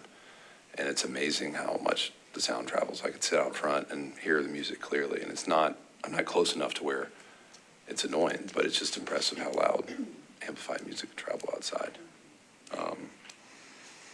Well, I mean, and I will say that there has been every case is different. With respect to the last case where we had a 2-year renewal, I mean, that was a situation in which we had something operating for 35 years with only one complaint. And, whereas I think there's been more of a track record here of use that has been objectionable to the neighbors and was outside the scope of the religious use. And I mean, with respect to the other people that are doing, as I said, they may be before us too. I mean, I don't think it's never a justification to me that, well, other people in the neighborhood are doing it too. That may be true, and they may have to face the consequences of that. But so. I have just one clarification I want to ask with our zoning administrator. If this were like a regular brick and mortar, regular religious institution application, and so asking for up to 300 seat, would this meet street standard? It would, yes, ma'am. So that's what I was figuring out. With that, although this is a very unique religious institution, so if we treat as just strict religious use application, I think this application will meet with the special exception requirement, with the street standards and size of the lot. So with that, I think reasonable condition would be how long with the special exception limit would be appropriate. Because uniquely, this was brought to us because of the neighborly complaint. So it was noise or whatever the case might be that's associated with this application. So to balance the neighbor's complaint and as well as meet the code's requirement, I think we accept the special exception with limit. So each neighbors can monitor and come up with the best solution. And also, council ladies' condition is reasonable because with that location, and Mr. Ransom said, sound drives. So 7 p.m., I understand the applicant may want to extend that amplify music later than 7 p.m., but 7 p.m. in that specific location, considering that rural setting, I think it's reasonable. So with that condition and appropriate special exception, I am leaning towards accepting that. So that meets our requirement. What is the decibel level that's allowed by codes? I didn't catch it earlier. I think it's 8.5. Give me just a minute. I'll,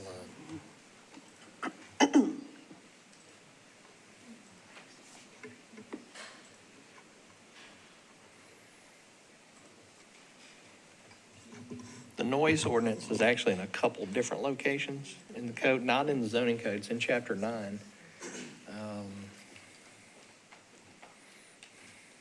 Which is, let's see here.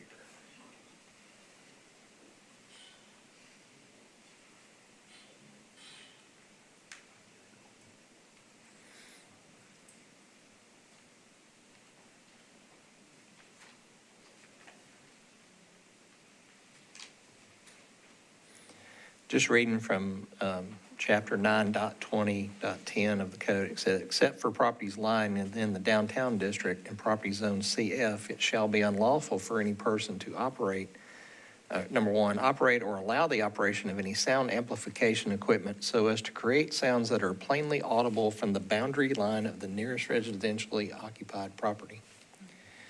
And it goes on to say, for multifamily structures, including apartments and condominiums,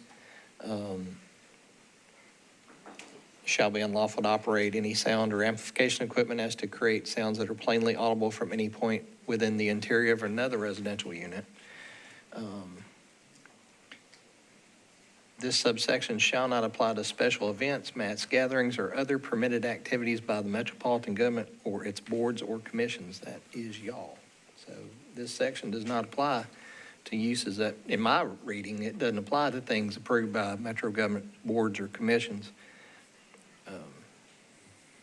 So if we approve it, there's no regulations on the sound levels? That's not my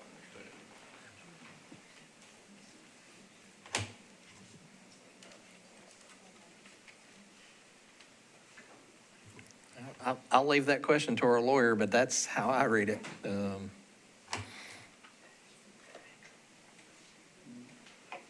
I agree with Mr. Argus. So there's no regulation on the sound because of the zoning. There's none built into the zoning code in Chapter 17. What about just the regular code? This comes from the regular code. This section I'm reading is 9.20. And it does provide for a decibel level? No, it just says that it's unlawful to operate sound that is plainly audible at a nearest residential property, but it exempts this subsection. It says this subsection shall not apply to special event, mass gatherings, or other permitted activities by the Metropolitan government or its boards and commissions. So, But that just accepts Metro from it, correct? I don't know. I don't read it that way. I read it again, I'll read it again. This subsection shall not apply to special events, mass gatherings, or other permitted activity by the Metropolitan government. So that would be your River Fest and your, those types of things. But by the Metropolitan government, isn't that the key modifier there? But the rest of the sentence says, or its boards and commissions. So this board is a board of the Metropolitan government, which would authorize activities to occur. So I would read that I would need to read it more closely, but I actually agree with the chair's reading of this, that this is specific festivals permits done under, issued by Metro departments for gatherings. I was just trying to find a reasonable decibel level to maybe put in a condition that if the neighbors recorded that decibel level on their property, it would be appropriate that the volume be turned down on this property. That's what I was trying to figure out. I mean, reading it again too, Justin, I follow what you're saying. So but for us, that section, it says plainly audible. It doesn't give me a numeric number to 60 So if decibels, it's- 70 decibels. I don't know. So if it's plainly audible to the neighbors, then they have a reason to complain to Metro Hub Nashville, or is that what it's called? Okay, yes, ma'am. So with respect to the 300 limit, I mean, I think it's reasonable to expect if you live near a church or an event center, or even a neighbor, every once in a while, you're going to have a large event, a wedding or whatever. But to me, the 300 is, if you're going to have events with 300 people every week or every other week, that's problematic, I think. I think you should have to expect that there'll be, every once in a while, you have a member of the congregation that's going to get married, and there's going to be a lot of people there. But I don't know how to, there's no way for us, I think, to effectively put a conditional in that. But I would say that to the applicant should be aware that if we approve it and they need to come back for reapproval in whatever period of time, that's something that, if we allow that capacity level, my thinking is I'm not expecting it's going to be 2 events every week with up to 300 people, because I think that would be too much for a residential area, way too much. Any thoughts on, I think I'd derive that we agree there ought to be some kind of time limit on the special exception. Any thoughts on what that time period ought to be? A lot of approvals are 2 years. It's not unheard of. Yeah. We've done 2 years, we've done longer, we've done 1 year. I think 2 year will be reasonable with stipulation, if there was complaint from neighbor, so they might present the case to the board for reconsideration, even within 2 years, if it's accessible. Yeah, let me see if we can do that. Can we put a condition that there's a required renewal in 2 years unless a complaint is made to the board? I don't know that, we've never done it, doesn't mean that I know of. I don't know that we can or can't do it, but. I think that'd be a conditional approval. I think that adds a lot of complexity, and I'm not sure it'd be easily translated through. The zoning administrator may have other guidance. I don't think we've ever, No, doesn't mean we can't do it, I'm just trying to get. I don't think you ever have. The board does have in its rules show cause hearing if sufficient evidence comes to the codes department's attention that they're in violation of their terms of their agreement. So I guess we could make a condition that it's 2 years unless a show cause hearing is initiated.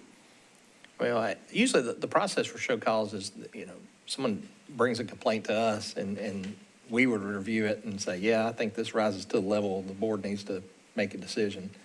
Or we dismiss it and go, yeah, there's just, So a condition would be that if a complaint is brought to the codes department and the codes department determines that it needs to be brought before the board, and we can review the special exception at that time. right. That could happen if even if I made a determination, it wasn't enough to bring the board, they can appeal me back to this board over that determination. So the code does provide the ability of people who disagree with me or my determinations, they can appeal it here, so. Okay. Well, I'll try to make a motion and wrap it in. So I would move that we approve the special exception for a 2-year period. We limit that the applicant cannot have amplified music after 7 p.m. The occupancy of any event is limited to 300 people. That if a complaint is made to the codes department within the 2 years and the codes department determines that this board ought to be notified of that, and we are notified of it, we can review prior to the 2-year period whether the special exception should continue.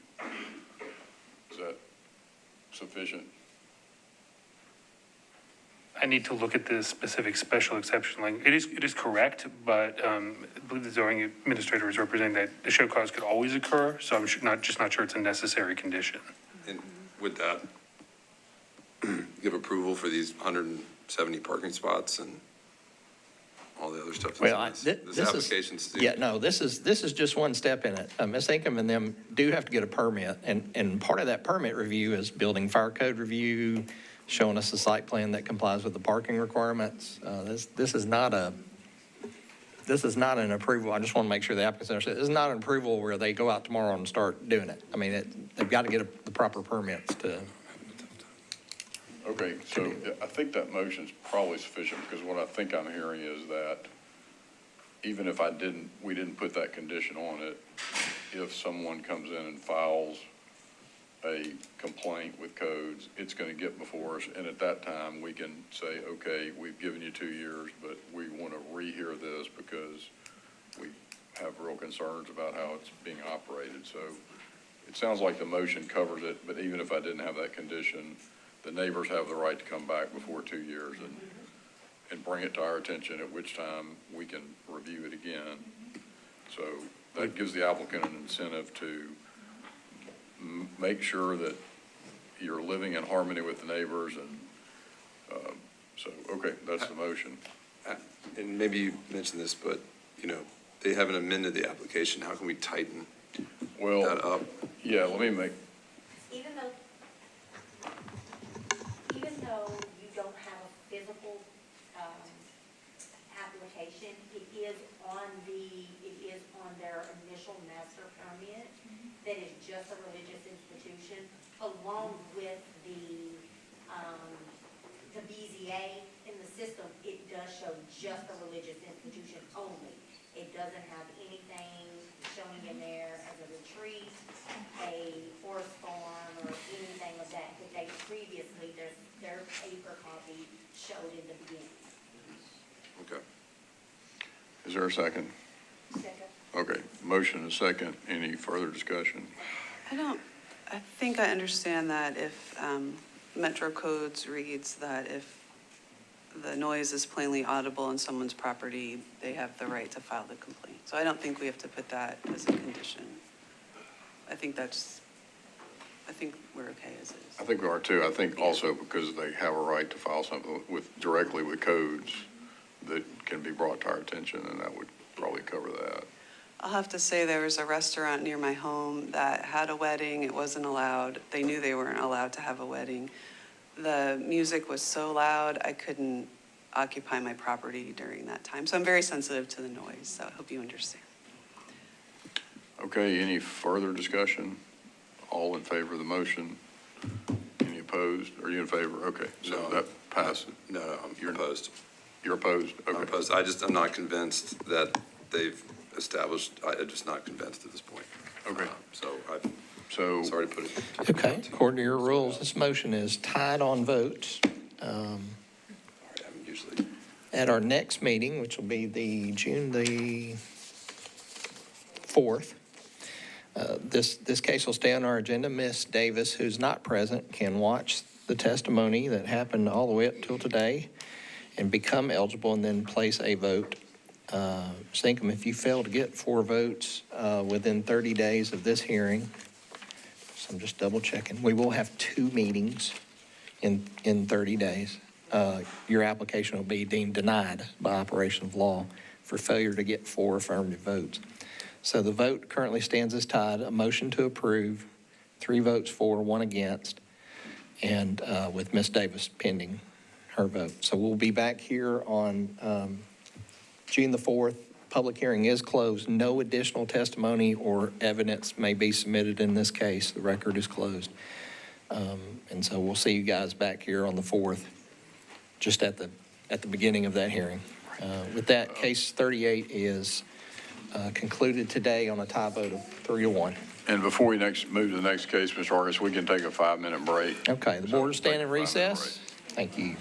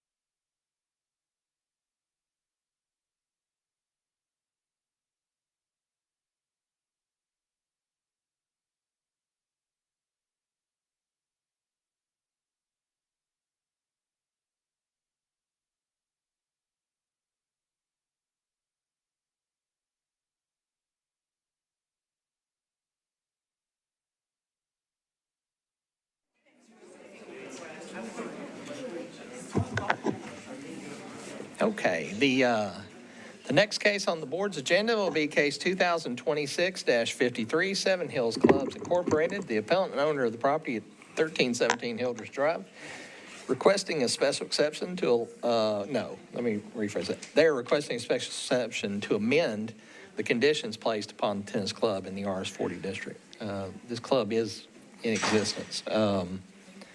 This was deferred at the applicant's request at the April 16th meeting. No public hearing has occurred, and the good news is all 6 members present can participate in this case. So Mr. Garrigan and Ms. Yoder get to do something other than just watch. So, all right, let me give you the procedural kind of what happened. All right, so if you'll recall, and I've got to remind all parties, there was prior appeal by the neighbors. Mr. Hallman appealed my determination regarding conditions placed upon this appeal originally. That case is not in front of you, so I'm only giving it for procedural facts. It's not a basis of this. It's the genesis of this appeal, but it's not what this appeal is about. Mr. Hallman prevailed in that appeal, and that appeal has since been filed a writ of cert in Chancery Court. But what came up in that hearing was a suggestion by a board member, like telling Seven Hills, why don't you just come back to the board and ask to amend your conditions? And that's what's in front of you today, is a request to amend their conditions of approval for their use. So just separate all the other item A kind of stuff for members that would have heard it. Our 2 members that are new would not have heard that case and have no idea what I'm talking about. So, but I just put it out there for the other members. Please be sure to keep this case independent in your minds from any prior case that was heard by this board. I would ask both parties' counsel, try not to refer back to the item A appeal, because I had 2 members that have no idea what you're talking about. So, all right, so this case, again, this is an amendment of conditions of approval placed upon this facility. I don't know why that's, I seem to have lost my connection to my,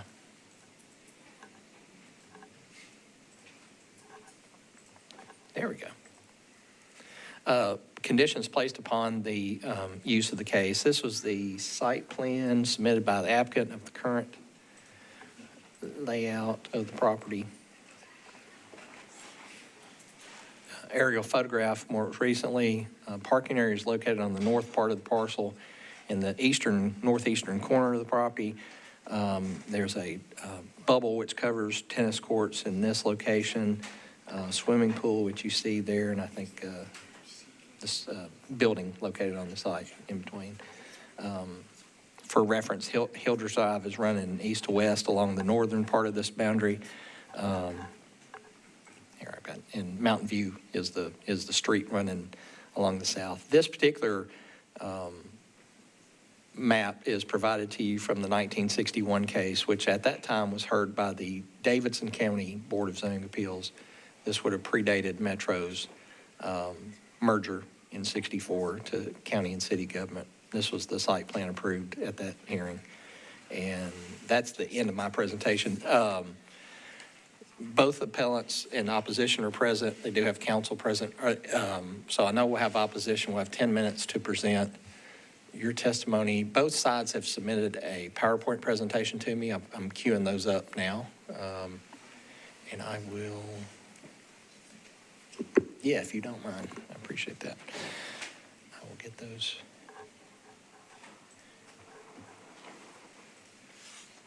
Let's see what happens when I try to run two. There we go. Okay.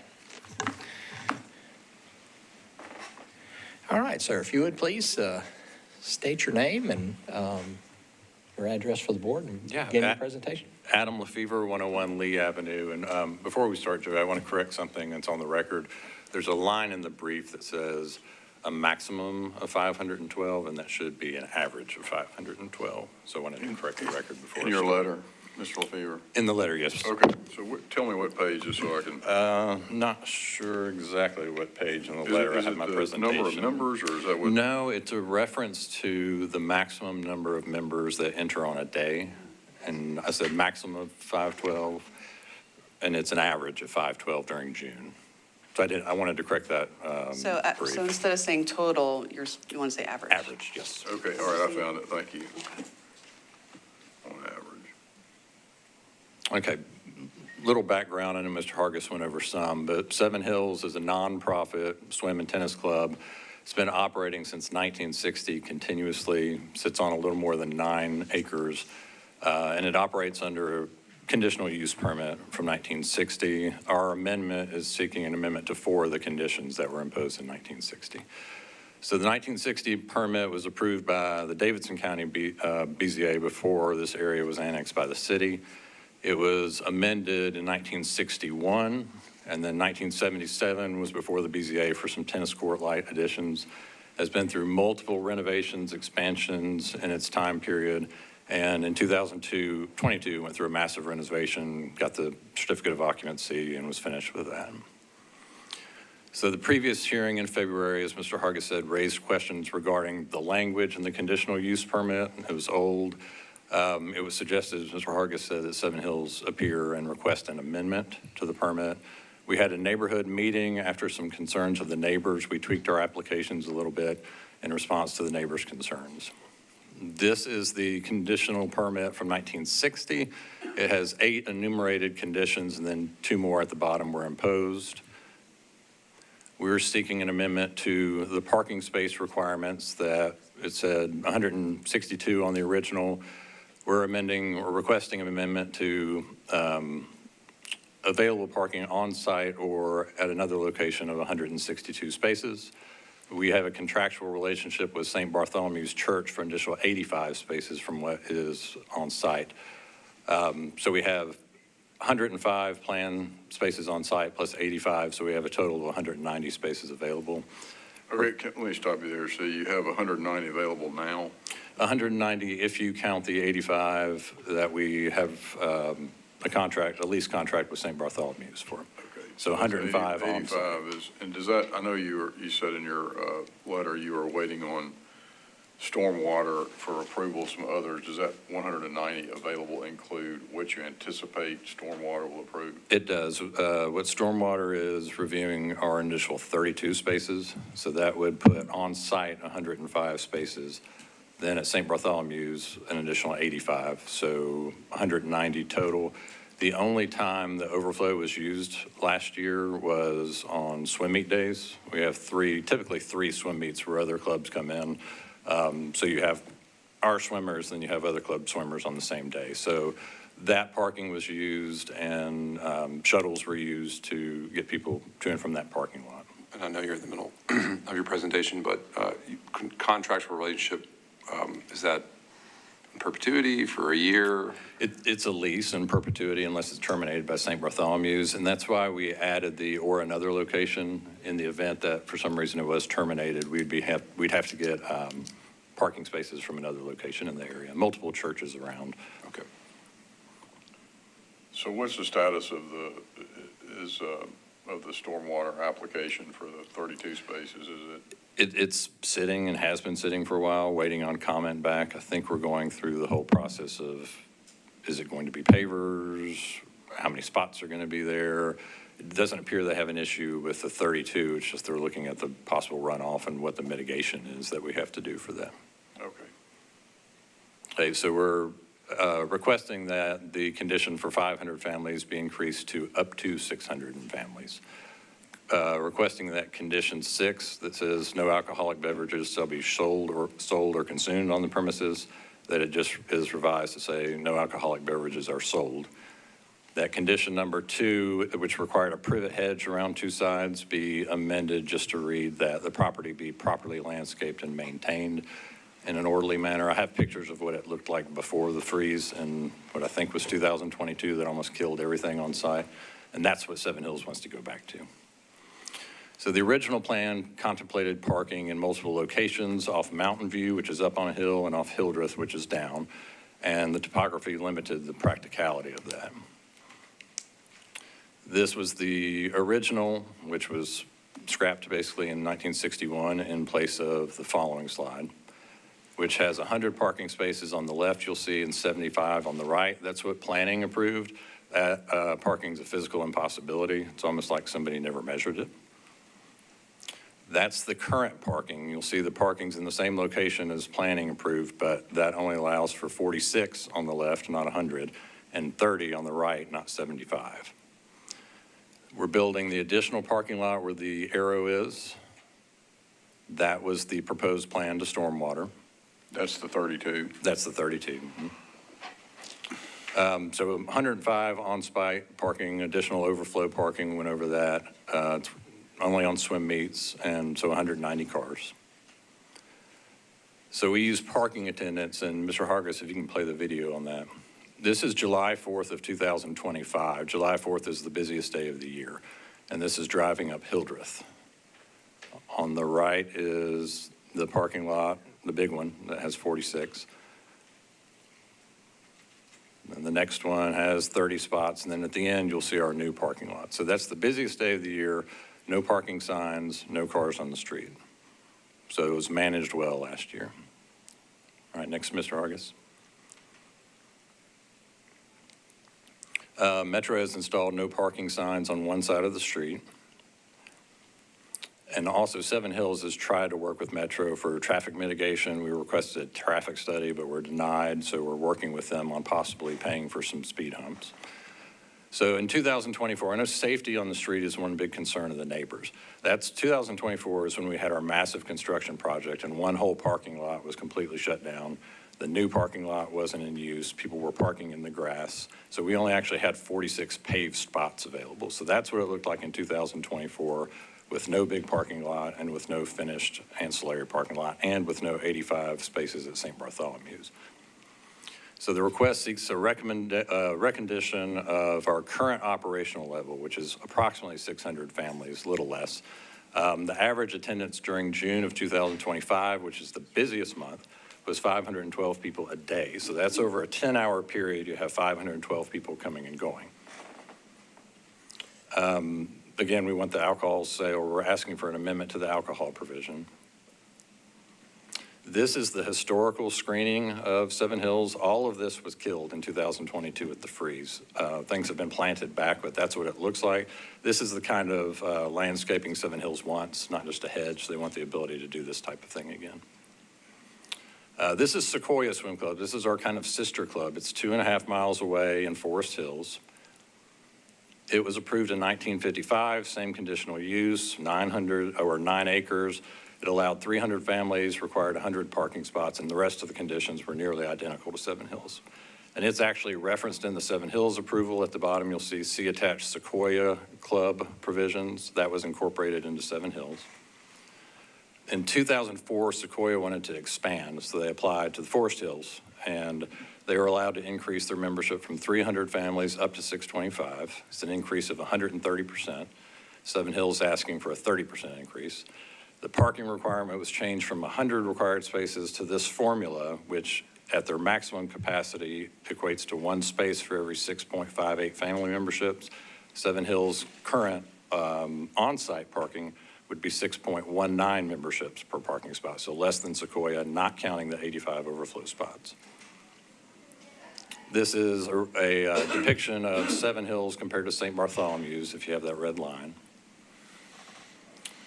And again, we asked because of the historical use, legally non-conforming, goals to bring the zoning in compliance with the current usage.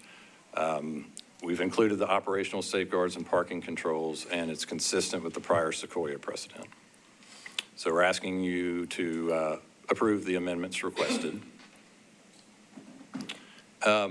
There was talk about an amendment to eliminate Hildreth street parking, and Seven Hills doesn't have an issue with that. The catch, however, is how do you identify which cars are Seven Hills and which cars are not? These pictures were taken within the last 3 weeks. That's construction at a house across the street, and those are cars that are parked on the street. So our concern with having a complete amendment banning parking on Hildreth is that we would get blamed for other people parking on the street. An idea has been floated around of all members have to have their license plate on file. So if there's a complaint about a car on the street, it matches to the license plate. But we would be open to an amendment like that, barring or banning parking on Hildreth if we could come up with a way to identify the cars. And I'll reserve the rest of my time. All right, thank you. Before you sit down, let me see, do we have any questions for Mr. Lefevre? Okay, thank you. We'll hear from the opposition.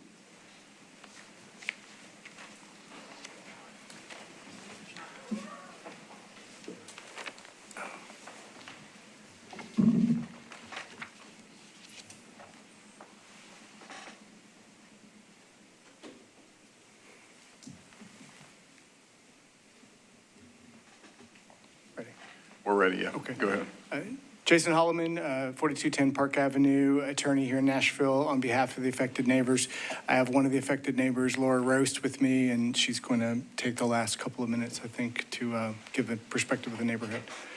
So with that, next slide, please. We prepared a presentation. As this board will recall, in February, there was an Item A appeal interpreting the 1960 permit. This board upheld both the terms of the permit and the 8 conditions of the permit. Next slide. Next slide. There is a copy of the permit. As you recall, it was broken down into introductory paragraph. Part 2 was the approved plan, which included the 500-member cap and findings of fact. And then the third part of the permit was the 8 enumerated operating conditions. Next slide.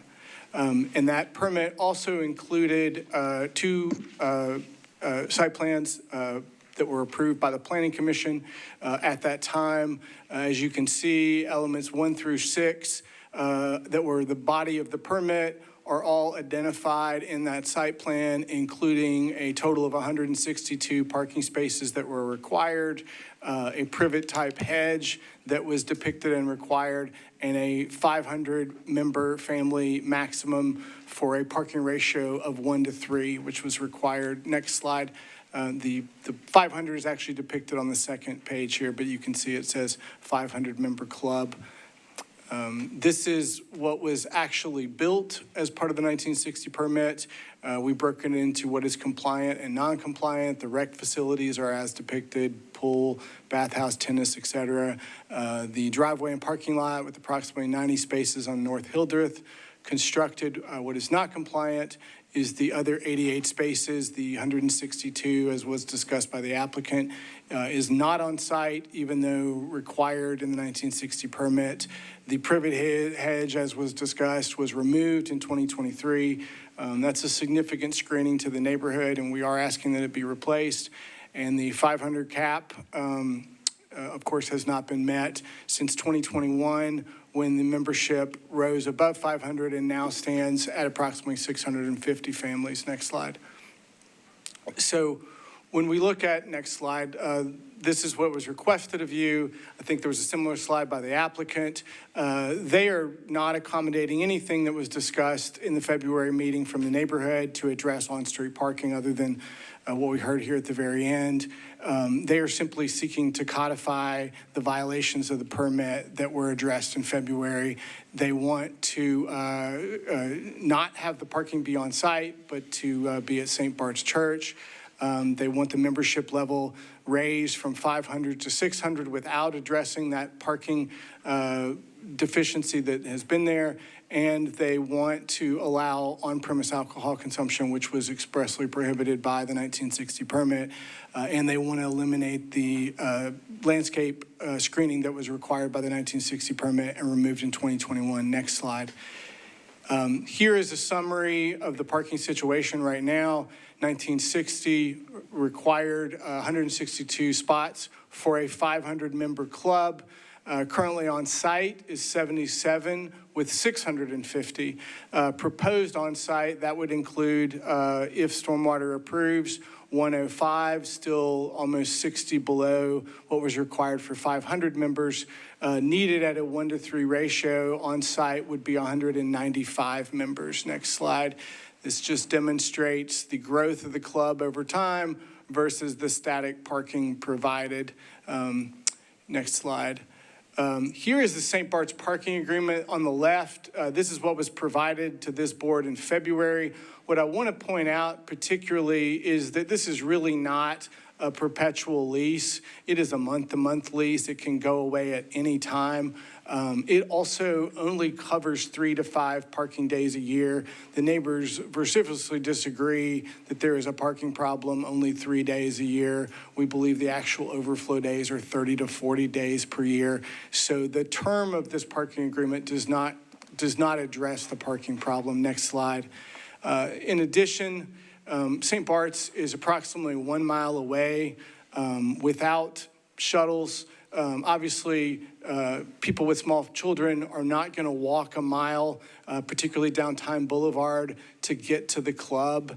Next slide. And not only is it far away, there is no pedestrian infrastructure. You can see there's limited shoulder, there's no sidewalk, and this is Tyne Boulevard, which is a pretty busy collector street. Next slide. And this is what happens otherwise. We agree that the St. Bart's was not utilized last year. That was said in the presentation, but that's not because there wasn't a parking problem. It's because people didn't want to go to St. Bart's because it was too far away, not accessible, and instead they parked on the street. Next slide. So these were taken, those pictures were taken last year? I believe last year. Those are actually taken from their slides, so I'm not 100% sure. I think Mr. Lefevre said those were taken in 2024 when there was some construction going on.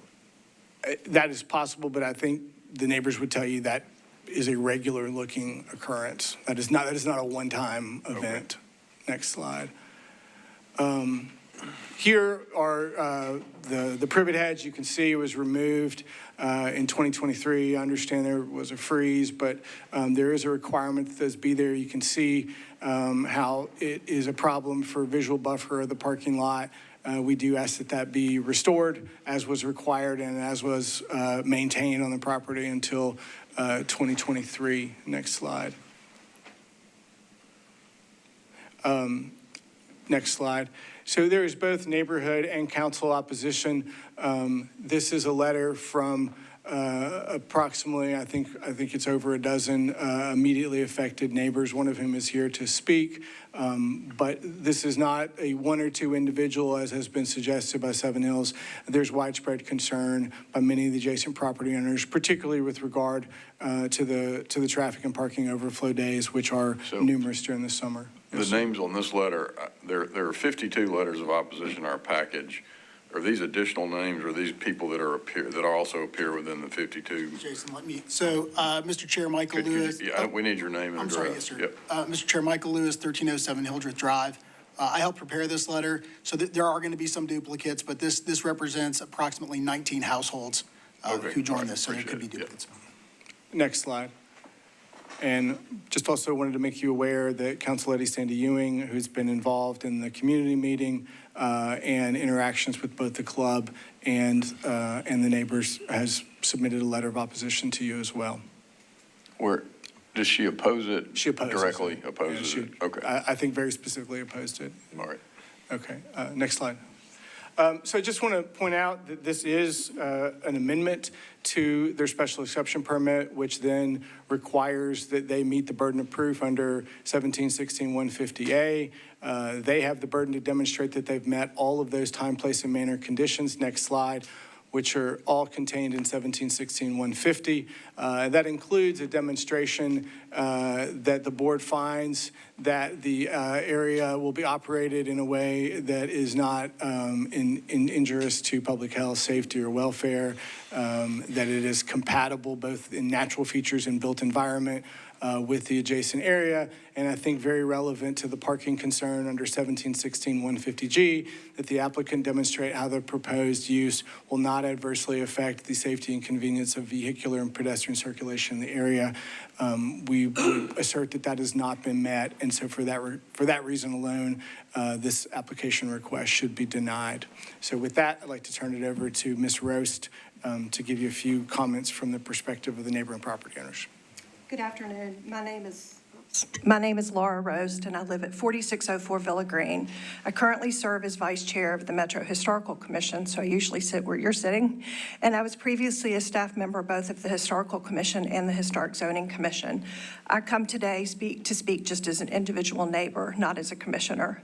My parents were charter members of Seven Hills Club. I grew up going there. Later, we bought my parents' house and joined again as a family. We resigned as members about 9 years ago as my children aged out, so as to make room for younger families from the waiting list. For decades, the club and the surrounding neighborhood had a great relationship, partly because of the big overlap of the two entities, but also because both parties wanted to be good neighbors. Nothing has changed in that regard on the part of the neighborhood. We want the continued enjoyment of our property and the streets for ourselves and our neighbors.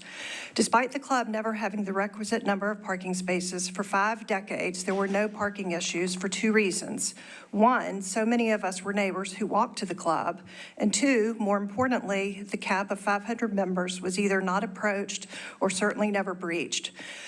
About 5 years ago, the club began adding members, first increasing the cap to 535 in 2021. At some point, the number jumped to 650. I'm vague on the timing because this increase is not in the bylaws, nor could the board chair tell us when this increase occurred when we asked for clarity at the April 2026 meeting held specifically to discuss the issue.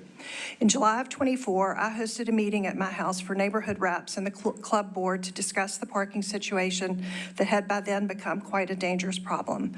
The club board members who attended said they would come up with a plan. Instead, the next night, the club hosted a swim meet that drew more cars than ever before to park on the neighborhood streets with no notice. A week later, a larger community meeting was held with the board, and it became clear that no plan was being formulated. The then board members were instead quite defensive about not needing to take any action. It appears this is still the case. No actual proposal has been put forth, and you're being asked to rubber stamp. Thank you. Okay, thank you all very much. We'll hear, Mr. LaFever, you've got some time left on rebuttal. Oh, well, before the opposition sits down, I apologize. Do you have any questions? We may have questions for you all. Mr. Holloman, sorry. You may not know the answer to this, but, obviously it seems like the membership has increased quite a bit in a short amount of time. Do you know when neighbors started reaching out to the club and expressing their concern about parking and safety? Will you turn your green light on there? Yes, sir, it's on. This is Michael Lewis again, 1307 Hildreth. So I'm a club member, have been since the early 80s as a family member. This really began in 2021 when the club raised its membership above 475 for the first time. And it was really 2020, I believe it was 2024 was a year that really got bad. And that's when we approached the club and said, look, and I believe that was also around the time that the membership limit was increased to 650. And that's when we asked for a discussion about how to deal with the parking issue. And unfortunately, that was not productive. They told us they had a legal right to, the club said they had a legal right to continue using neighborhood streets to park, and that was. So it really became apparent when it's only recent once the membership increased. Yes, there was never, and I can say this historically, there was never a problem because, as Laura stated, you had a lot of neighbors who belonged there, and frankly, I'll say one more thing. You had a situation where most of the club's board was constituted of neighbors. That is no longer true. There were no neighbors on the board that I'm aware of until very recently 2 neighbors joined. But for many years, and when we had our conversation in 2024, there were no immediate neighbors who served on the board. Most of the board lived quite a distance away. And you both live in the area, and you used to be members, but are no longer members? I'm still a member. Okay. I'm no longer a member. It's just, no reason. But You're still a member? As of right now, I'm still a member. Hopefully that. we still have, to clarify, we still have some overlap between the neighborhood and members. He's talking about just that there were no board members. For a little while. We did, and then we didn't. They kind of come and go. Right, now I understand that. Okay, thank you. Anybody else questions? Yeah, I had a quick question. Okay, Mr. Harris has a question. The appellant's testimony was that photograph with the cars lining Hildreth was taken during heavy renovations on site. Would it be your testimony that that is a regular occurring situation? Yes, if you give me a minute, I can probably find pictures on my phone, but if you want. But yeah, it's obviously summer. We don't have as much trouble during the winter months with the tennis traffic, but yes, that's not an unusual sight. We had this conversation, and it was included in the slide, but we estimate there's about 30 to 40 days a year where there is heavy on-street parking. And would you be opposed to no parking on Hildreth, both sides? I'll take that. I don't really see that that's feasible, again, for the people who live on Hildreth. Suppose they want to host a baby shower, they have a yard crew that comes. And as the appellant mentioned, it'd be very hard to identify who those people are. The issue is none of the neighborhood streets have sidewalks. We are a relatively narrow, I don't remember the width. 22 or 23 feet. We've talked at length to our council person about this. We're not it's not a very wide street to begin with, and with no sidewalks and frankly, no shoulders a lot of the time. So when you park on either side, yes, you're pushing people out. It does become somewhat of a traffic calmer to have that much traffic. It's dangerous though for, there is anybody else driving through, it's a risk. So, and you said the road is how wide, 20? I think it's 21, 23. Yeah, it's below 23 feet. It's been described to us as narrow. Which is why Metro has already eliminated parking on one side, because it meets the narrow street policy. So based on that, they've only allowed parking on one side already. Okay. So I think to answer your question, Mr. Garrigan, our strong preference is that they provide parking on site to eliminate that impact on the neighborhood in terms of them losing their temporary on-street parking, or at least have a real parking plan off-site. We don't believe that the St. Bart's, it's just not long-term. It isn't really going to be used. So that's our strong preference, but obviously before this situation continues, I guess we would prefer that. Hey, could you clarify what did Metro, oh, go ahead, sorry. My final question, would you be opposed to structured on-street parking? By that, I mean widening, the cars, instead of sitting within the travel lanes, are same location shifted off the road. At their expense. Correct. Yeah, I mean, I think that's worth exploring, but I think we would certainly want, our request would be that they go address the parking situation and come back, and that their membership be limited until that time. Not to lose sight, though, that the other issue here is the increase in size that is beyond the scope of what the original permit was for, which led to the parking issues. So it seems like we could either try to fix the parking issues with this big number, or we reduce the number and we go back to having the parking that was working. One question, help me understand what Metro determines a narrow street.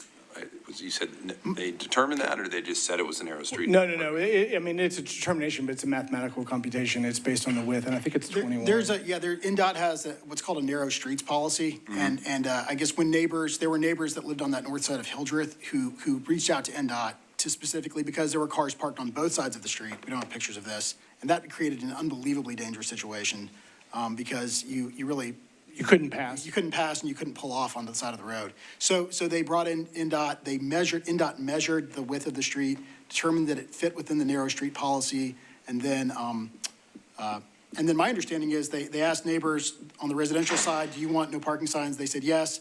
My understanding is they asked the club, would you like no parking signs on your side of the street, club? And at that point, the club declined. That's my understanding, though. I don't know if that's. But it is your testimony that NDOT did. Yes. Confirm that was a narrow street. Yes, and that's the reason that they applied, that they put those signs up. Okay. What about the applicant showed a video of July 4th of 2025? It looked like there was no on-street I think we questioned what time of day that was. So does anybody have any personal information about the parking? Because that would, I would think, be specifically on July. Well, the club can testify to this. So one of the things the club did, my understanding is on July 4th, is they required reservations for members to use the club during staggered periods. So there was a fixed number of members who could actually use the club at a given time. And my understanding is that did help specifically for July 4th traffic. Although I don't know how many days a year the club does that or anything like that. Okay, all right, appreciate that. Yep. Chairman, I have one additional question. I think you oppose one of the conditions which is related to alcohol. You oppose consumption, not only sales. Could you tell me the reason other than it was original change from the original? Sure. I think there's two things. One, I will point out that they've leaned heavily on what Sequoia does, and my understanding is Sequoia doesn't allow alcohol consumption on site. And part of that is that what you develop is a crowd issue. I think we'd have less concern about the alcohol consumption if the overall, that draws events, that draws more people to the pool. And so we're concerned, that's what we're concerned about.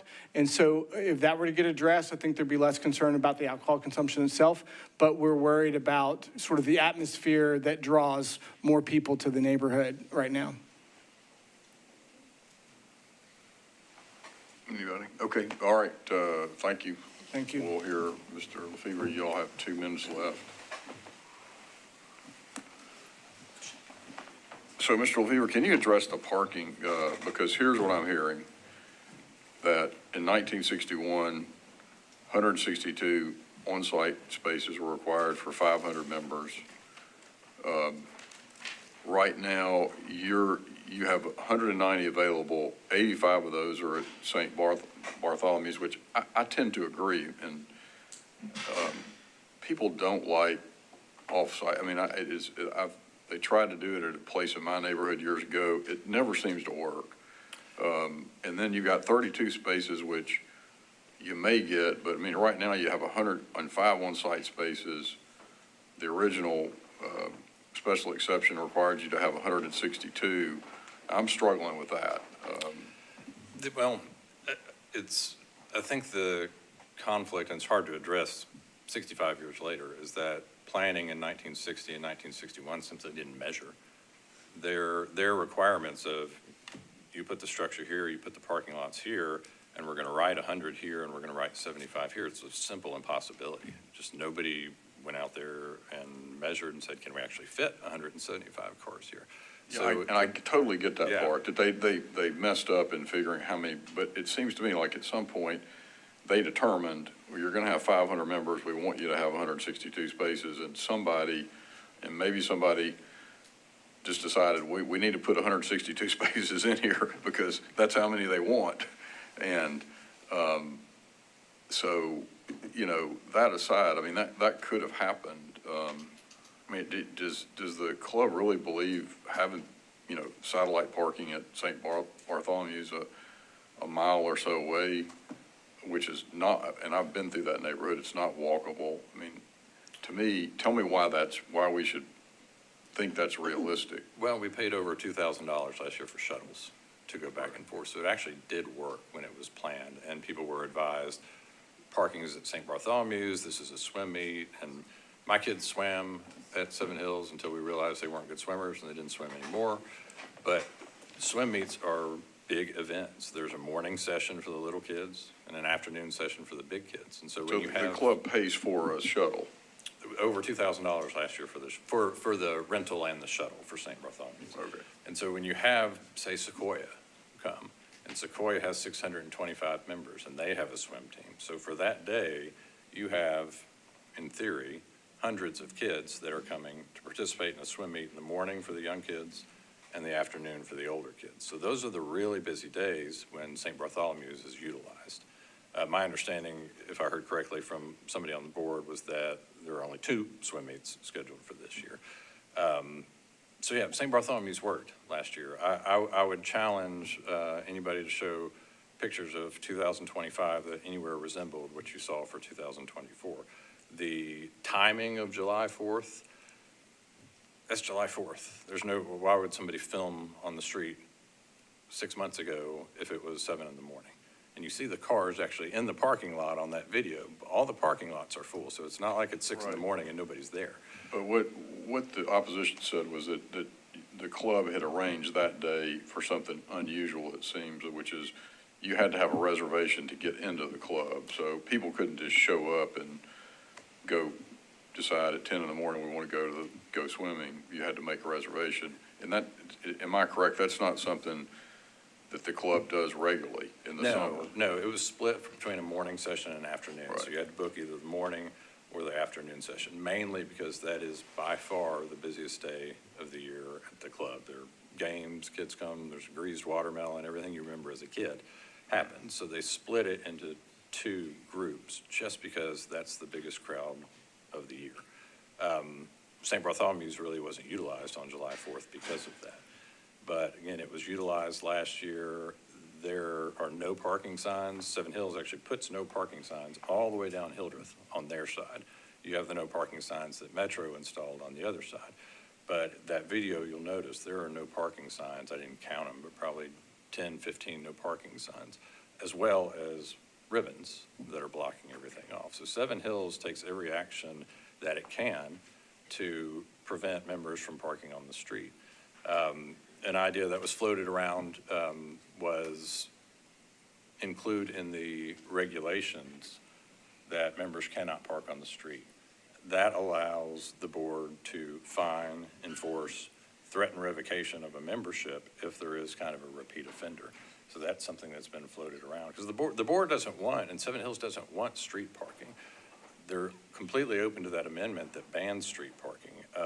The challenge will be kind of defending the allegation that this car is a Seven Hills car versus a construction car across the street. So it's hard. I mean, the board, I would assume, doesn't have the ability to say no parking on Hildreth ever. I think you can only examine this case that's before you. But We don't have that ability, and I would bet that if word gets around, people would, because I've seen this happen before when there was something fairly similar in my neighborhood, is people just start, why give the license plate for my car? Right? I mean, how are you guys going to enforce it? You're going to go out and have a list of license plates, and what if somebody takes the other car that they haven't given you the license plate for? So, I mean, do you practically think the club could really enforce keeping members from parking on the street? Could enforce it in the way that if we have the license plate, every member is required at the beginning of every year to submit certain information, and it gets logged in the computer system. So when you walk in the door, you have to give your name. They do the body count to see how many people are coming in. It would not be difficult to add a requirement that your license plate is entered into the system, so that if a neighbor came forward and said, this red car with license plate 1234 was parked on the street, we can cross-reference and say, that was a member, we're going to issue what would similar be an abatement notice, a warning. You do it again, it's a fine, and then you threaten with revocation. The board in Seven Hills wants to enforce that. They're not opposed to an amendment that bans the street parking. It's just there's got to be some way to defend against, there's a car on the street, it must be you're violating the zoning ordinance. I don't. Stuart Berner, I'm on the board, 5326 Anchorage Drive, Nashville, Tennessee. The reality of it is we did enforce that last summer. At the very first of the summer, we had, June is our busiest month, and it was training our members from that previous summer where we didn't have the parking we needed. Last summer, we had to train our members not to park on Hildreth. And so that first month, there were a few mornings where a few cars were parked in the morning or on Hildreth, but very quickly after, we put those no parking signs up, and that alleviated parking on Hildreth for the rest of the summer. We didn't have cars there. And I mean, the video shows those signs. That's the way it was all summer for the most part, except for the first, where we were still trying to figure out how to get everybody get them to stop doing what we had done the previous summer. So last summer, we were way better. And this summer, we actually have the middle parking lot was only a third open at the first of the summer last summer. Our middle parking lot's completely open this summer. It's fully available, and we fully will fit inside of our property, just like we did last summer for the most part. We had a few hiccups, yes. But the neighbors are saying something different. Which I'll tell you is not unusual in these cases. This is what always happens is the applicant is. And I will agree with them. The summer of 2024, we were terrible. We didn't have a good plan. We didn't. We do now. I have a question. I mean, it sounds like the only reason you're here is due to the fact that you guys increased membership. Therefore, a ton of people started parking on the street and caused safety concerns on what NDOT considers a narrow street. So you had a membership that was pretty static throughout the years, and then it increased well above what technically you were allowed to do.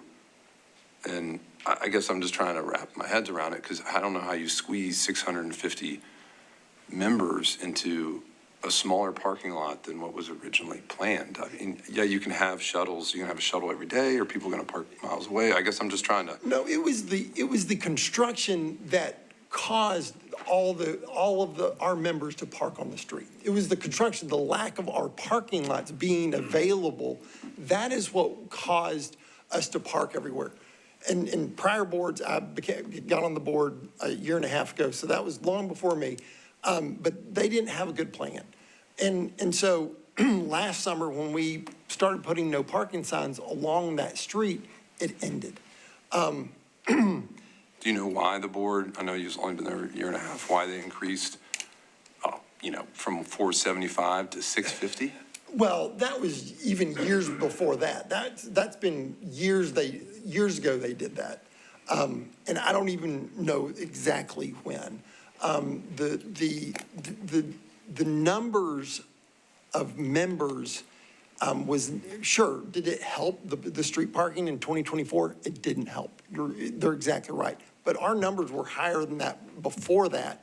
And when we were inside the being able to park in front and inside of our property, it was, and just like we did last summer, we parked for the most part inside of our property, in our parking lots.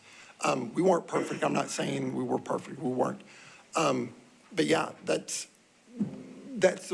not, I mean, I'm not saying the increase in numbers had no effect. It did. But last summer, we kept inside of our parking lot. So, I mean, I appreciate, obviously the efforts you made. I guess, these special exceptions within residential neighborhoods, I think we're all sensitive to these because we are making special exceptions. And I can't speak for the rest of my board members, but I think we're all pretty sensitive to people staying within the lanes of those special exceptions, whatever the rules and restrictions are on them, because of the fact they're in the middle of the neighborhood. And I'm all for more commercial, small, albeit small, be in neighborhoods, right? So you don't end up with this vacuous area that's just residential. But, there's multiple layers of problems. It's the lack of parking to even meet the original intended membership. I know that they're working on adding additional parking, and it's kind of in the abyss of stormwater. But, there's multiple things they're asking for here, not just parking, right? There's a lot. Are you okay with replacing tell me about the privet hedge? I mean, it died, that's not your fault. I remember that freeze, but what, do you want to, I saw the picture, are you wanting to replace it with something besides what was there? That's the main intent. I don't even know if you can buy privet anymore. I don't know what it's an privet is, invasive except the species in screen, Tennessee. You but- can't buy it. Yeah, we're fine screening just the way it was. You're willing to provide adequate screening that's. Yeah, it's more of the semantics of not being privet. Okay, gotcha that, all right. I'm still trying to get my hands around the numbers. So you guys or anybody else, correct me when I'm wrong here. So I think up until early 2020s, somewhere there were 475 memberships. Is that accurate? And the 73 parking spaces that are on site today, those have historically been there. So The parking spaces, yes. so 475 members, 73 parking spaces. And I believe, from what I've heard, parking wasn't a major issue. So now you want to add 175 additional memberships. 150. Well, 475 to 650, yeah. And 32-ish parking spaces. Is that correct? Okay. Yes. Just want to make sure I had that right. Has any official traffic or parking study been done associated with this plan? We requested one, like most of the streets in Nashville. It was denied because I guess we're not important enough. But traffic came out and said, yes, you can park on one side of the street. We requested a stop sign at the intersection of Hildreth and Mountain View, which is right up the hill. We've requested speed humps, cushions, whichever the term that we're going to use. We've requested those. Those have been denied. We've looked into the private application to put those in as well, which is online. That's a cost issue. It depends. Can you hold just a second? Let's find out where that phone, okay, the phone stopped. Okay, go ahead. Yeah, there's a private application you can put in for traffic calming measures, speed cushions. We've looked into that. That takes traffic study, engineer studies, see how many you can put in. You can only put in a certain number in a certain span. We're willing to work with Metro on that as well. The neighbor's concern, it's not necessarily, from my understanding, the parking on the street as much as it is the safety ramifications that come with parking on the street. And hopefully, if we can get the traffic calming measures in, then cars drive slower, and there is officially no parking on the street, and the safety concerns can be alleviated. Yeah, but we just don't know how that's going to work out.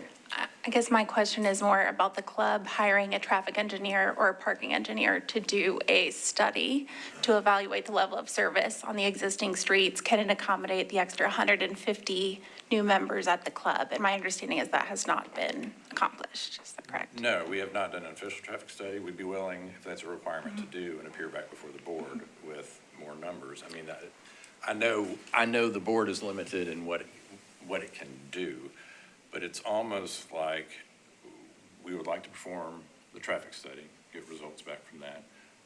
I would like, personally, not as the representative, but more as fact-finding, to see what the summer's like.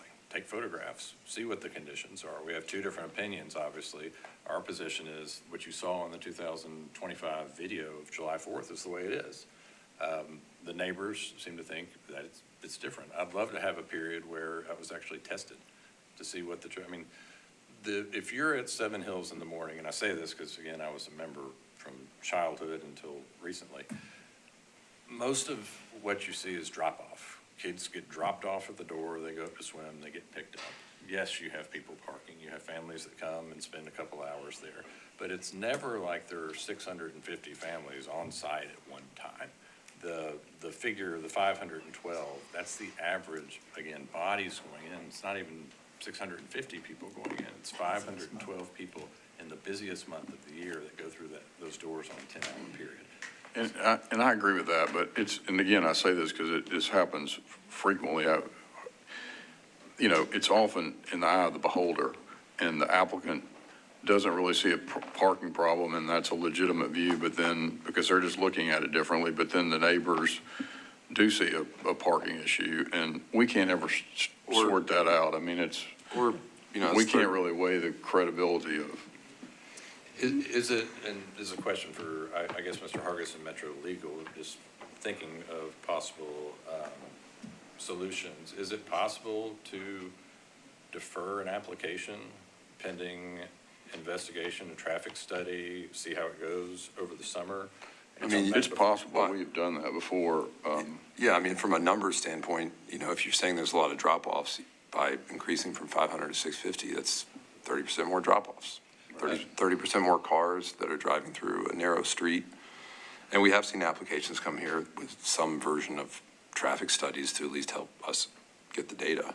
But there's there's a handful of other things that we haven't even covered. And, I'll say this probably because I work with my profession, as you do too, with expert witnesses. When somebody goes and hires and pays for a traffic study, there's lots of ways to portray things as still being an honest expert, but portray them for the benefit of the party that ordered the study. So I'll just tell you, I sometimes question the how unbiased those reports can be. I mean, to me, it's the neighbors say there's a problem.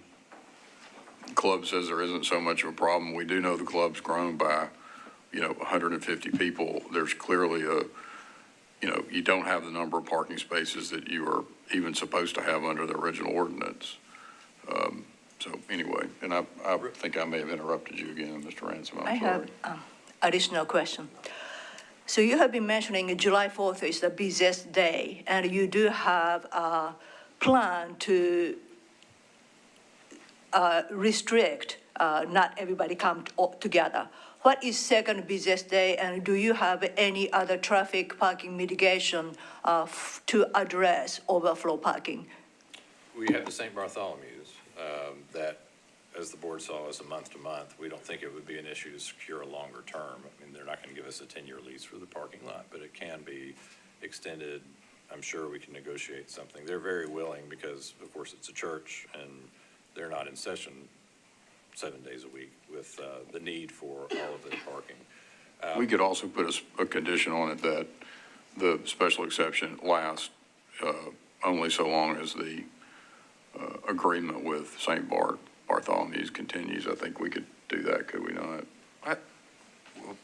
It was St. and the way we worded it was St. Bartholomew's or another, because if for some reason St. Bartholomew's sold or is no longer available, in that scenario, we'd like the ability to ask another church in the location to substitute in. So a condition that, yes, there be available 190 or whatever number would be appropriate, that we wouldn't have an objection to that condition at all. I have a question that might be for legal or Joey. This is my first time, or at least my first time I can remember, that we're amending a special exception. So when you amend a special exception, do you have to look at it through the original lens of approving the special exception? The same, has to check all the same boxes, essentially? You're not, injurious to neighbors, or how does that work?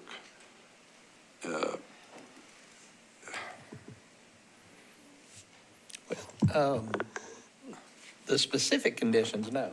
I mean, this entity was approved years, decades ago. 1960. In our code, we have these, this use has specific conditions that they have to meet. We don't look at those, but I think you would need to look at sort of the general provisions in 1716-150 and determine whatever changes they're asking to make. You're sort of acting as it's balancing what they're asking for versus what the code says. Right. Impacts that you have to do. I don't think you're not going through a line by line of the specific conditions for a club or a rec center or whatever this use is, but the general conditions, that's a determination y'all have to weigh. Right. Whether, what they're proposing versus what's occurring now. Okay. No, I understand. I just want to make sure that it wasn't something else I was missing for these special exceptions. Thanks, Joey. And Chairman, about the traffic study, we'd be willing, of course, to reach a compromise like we do in settlement agreements. You propose an engineer, we propose an engineer, we agree on an engineer, and then the results of that traffic study are binding. We wouldn't have an objection to that if that's a condition that could somehow be incorporated. Okay, well, appreciate that. Have you all coordinated with NDOT on the location of the new parking that you're proposed? And are you also accommodating appropriate parking buffers and landscape buffers for that new parking? We are, whatever stormwater requires us to do, we're going to do. It's still in that phase where we're on the preliminary. We've submitted the plan. Stormwater, you tell us what you want. We're going to comply with whatever you want as long as it's feasible from a cost perspective, of course. NDOT, no, they'll have to approve it, but if stormwater approves it, we don't anticipate that being an issue to add 30 spots. If you saw the map, it's a big piece of land over there. Just the topography, you would really have to dig in and put in retaining walls. When they did the renovation in 2022, they had to install what I'm guessing is a 25-foot retaining wall around the back of the pool. The topography just makes it really difficult. Ms. Yoder, when they do install this new parking lot, they'll have to meet the interior perimeter landscape provisions of the zoning code. Thank you. And one And of the the curb cut reasons for the location. 1961 amendment and talking to Byron Hall is part of that amendment says the purpose is to move everything up towards Hildreth. Byron Hall told me that when they were, Byron's the head of codes now, Joey, is he still, Byron Hall? Our director? Yeah, he's the director. He told me when Seven Hills was being originally constructed, there was a landslide cave-in, and that's why they had to move everything up, is because the topography made it that way.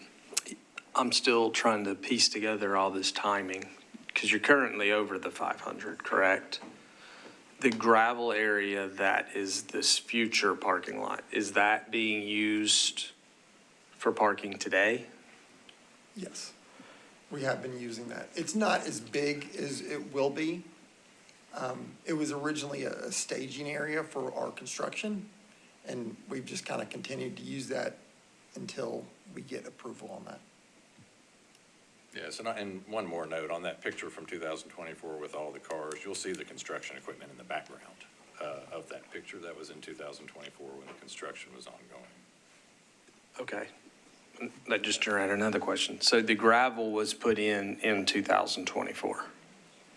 At the end, after the season of '23, so it was in the fall of '23.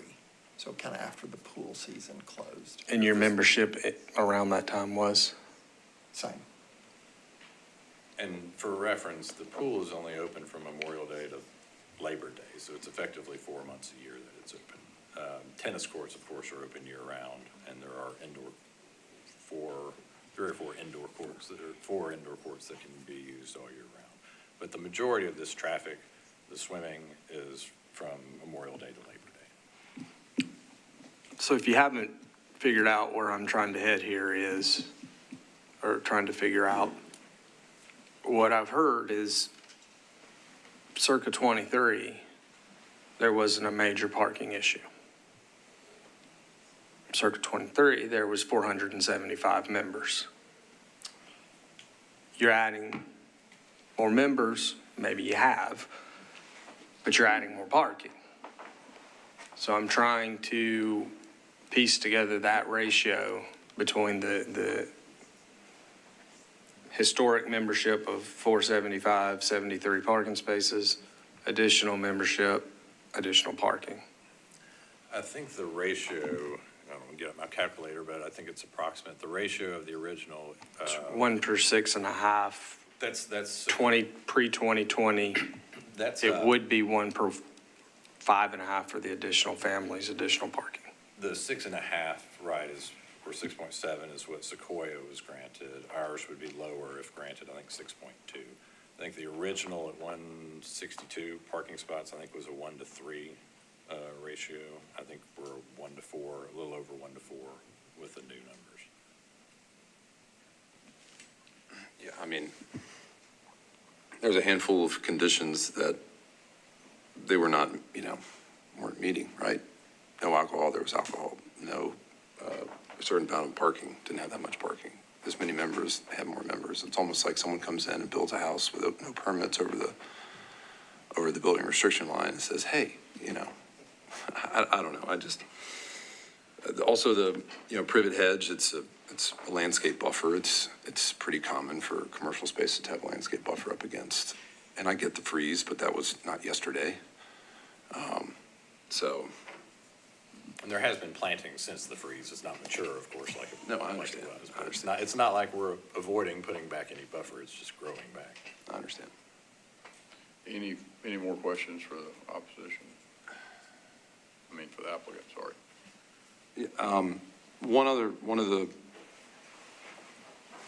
Some of the additional language in here that, outside of the parking, which we've been talking about a little bit. One is related to that each day's activities shall cease no later than 10 p.m. every day in the week, including Saturdays, Sundays, and holidays. That's in the original 1960. That's not we're not asking to amend anything about that. That's the original. That's the original, right? No, you had, that's in your application. Maybe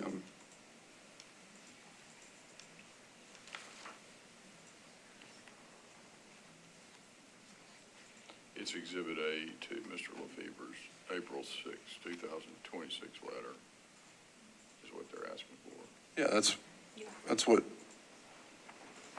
they're asking for, right? Yeah, and what he's saying is many of these were in the original, or several of them were in the original 1961. Okay. They were part of the conditions in 1961. Yeah, that letter reiterates every condition that was there originally. So it has all 8 enumerated conditions, then 2 more imposed conditions. All right. I guess you didn't call out the compare and contrast. The number, right. The numbers, yeah. Right, it's just the 4, it's the landscaping, which again, we're going to comply with, just don't want it to have to be privet. Mhm. The parking, the membership, and the alcohol. So 4 requested amendments. Okay, well, that's fine. Okay. Any more questions? No. Okay, we'll close the public hearing and discuss. Thank you. Yep, thank you all. From, of the 4, alcohol consumption, I think from culturally in the 1960s, it's probably very different than it is now. So I don't even know I don't even know how we can even speak to that. I think based on the item A discussion we had, which I think several people said that's not really an issue, that as long as you're not selling it. So. Yeah, I don't really, yeah, okay. I don't know, it just seems like there's a narrow street. They've increased the membership beyond what they're allowed to do, and now they're kind of coming back, and it seems like they could have a potential member problem because they've let all these additional members in, but you know, even if they increase the parking to what they're talking about doing on site, it's still less than what was originally proposed, and their membership's increased by 175 to what it's traditionally been, or 150 more. And that's a 30% increase, and without having the data other than just, you know, neighbors and their testimony, it's hard to say. I mean, they did say NDOT does consider it a narrow street. And, you know, everything here has no sidewalks and culverts. It's a dangerous street to potentially walk on, so I'm having a tough time with it, but. I think for me, there's just not quite enough information yet, and I would love to see them work with the neighbors to develop a traffic management plan, see if there actually is capacity on the streets for those extra 150 members, make sure that they have adequate parking for those extra 150 members. I'd love to see an associated site plan that shows traffic movement, turning, associated buffers, landscaping buffers that would be required for the site, and make sure that they are, you know, not significantly, requiring any detriment to their neighbors because of this increase from the 500 to the 650. But I just haven't necessarily seen it yet. However, it does feel like there are good relationships, at least historically, with the neighborhood. So I would like to think that they would be able to work on that together a little bit more. Some of the opposition's is still a member, so yeah, I would think so as well. So isn't it appropriate to take up on the deferral, because applicant suggested to bring us more accurate data and present us, proposal? So. I mean, I certainly get that, but I feel like this is like I've only been on the board a couple of years, but I've seen Seven Hills quite a bit. I mean, this is not the first time they've been here. So yeah, having all that information would be helpful. I wish they certainly would have produced it. I know this is the first time under this case, so I think that would have been nice to see. I don't know, I guess I'm pretty on the fence on that one. But. Yeah, what I heard is I didn't hear there was necessarily opposition to the increase in membership. I heard that there was opposition to parking in the street. Right. I do think there's an avenue that the applicant can attempt to quantify. It's hard from an engineering standpoint to put a traffic or parking requirement on a use like this. That's why a lot of these in the code say as determined by NDOT or Metro's traffic engineer. A lot of times stuff like this has to be based on historical data. And I think there's an avenue there. There's a lot of historical data that can be documented here and put into a report by a licensed traffic engineer to help us feel better about it. I think that when the new parking lot opens, I think that will alleviate a lot of the street parking concerns. But again, I think that needs to be documented. Funny that you were comfortable with the alcohol, because that was the one that jumped right out to me, and I think the opposition had a great point that it's not necessarily the consumption, it's more of the atmosphere it potentially could create. People tend to stay at the pool longer when there's stuff in the cooler, and that keeps the parking lot full. People tend to go to the pool more when they're bringing the cooler. So that was really the main one I struggled with, because the landscaping, I think, is pretty simple. There's landscape buffers in the code for commercial property adjacent to residential. Meet it or exceed it. I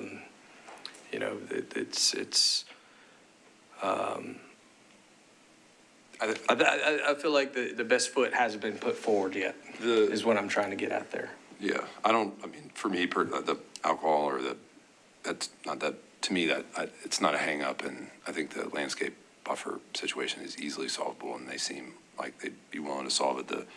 I guess the precedent that I don't like is, any other club or whatever you want to call it has a special exception on a cap of membership can just exceed their membership and come on in here and say, hey, we're asking for an amendment to our special exception for 100 more members for whatever reason. Because instead of coming beforehand and asking and then filling up the membership, it's kind of the other way around. So And yes, I agree the traffic study would be super helpful and to see if it can, actually quantify it. But even if it does, I guess that's still something I just don't particularly like setting a precedent for, I guess, from a special exception standpoint.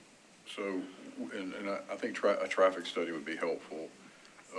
I will just tell you the way, and if we defer it and get a traffic study, that's fine. That will give us more information. But just based on the number, we have 52 letters of opposition, which is a whole lot.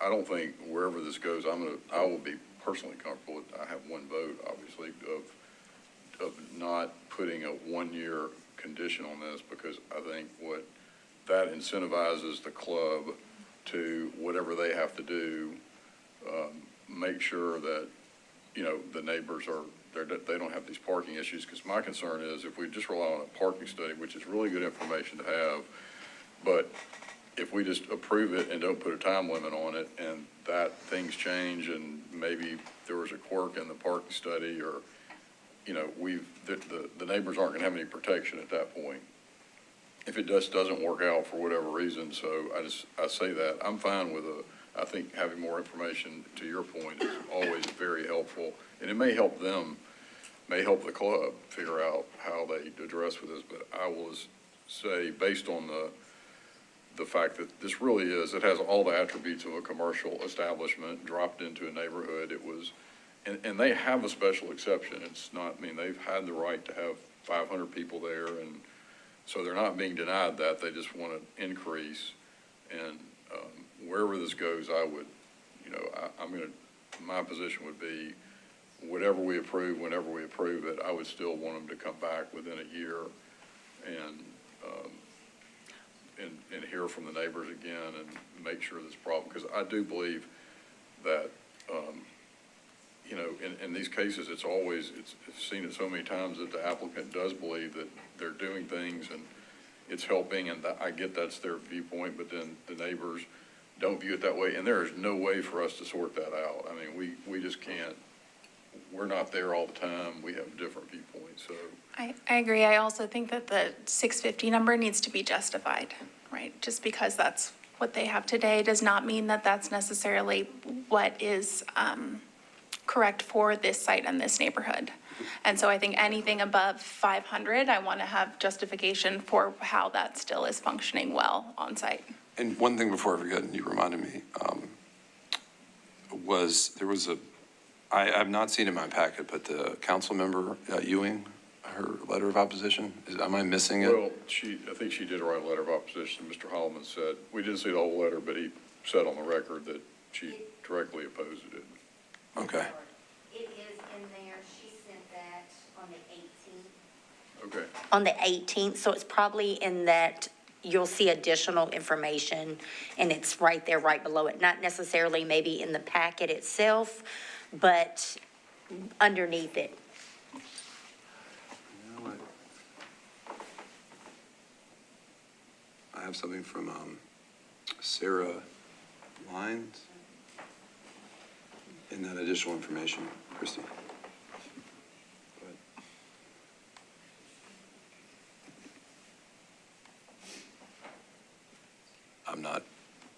You're talking about in the 521 additional information folder? Are you looking on your link? Mm-hmm. Okay, hold on one second, I'll pull it up. Okay. There's more discussion, continue, I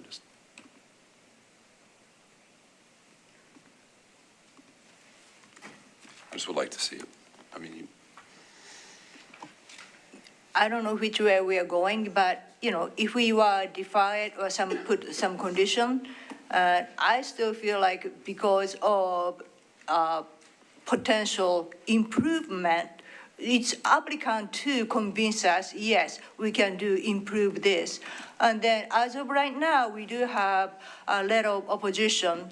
It's not last week, but it's up to applicant to convince us, yes, there was a 52 opposition, but because of the new plan, and we are able to work with the neighborhood, and therefore 52 opposition is now 19, or 0 would be ideal.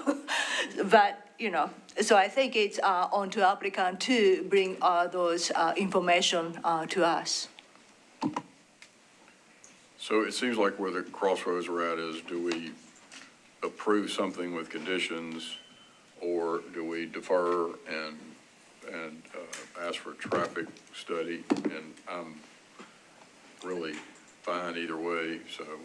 I think at this point, I would not move for approval, but I would like to make a motion to defer under the condition that the applicant continue to work with the neighborhood and work on traffic management plan and perhaps some other mitigations, which might include landscaping or traffic movement or other options that you might come up with.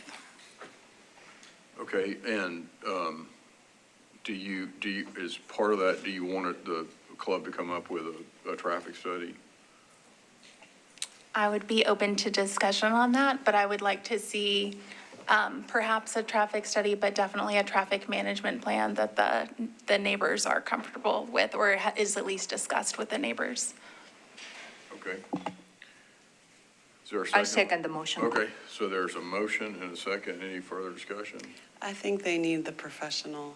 I think they need the traffic parking study. I don't see how they would, I'm going to suggest that amendment.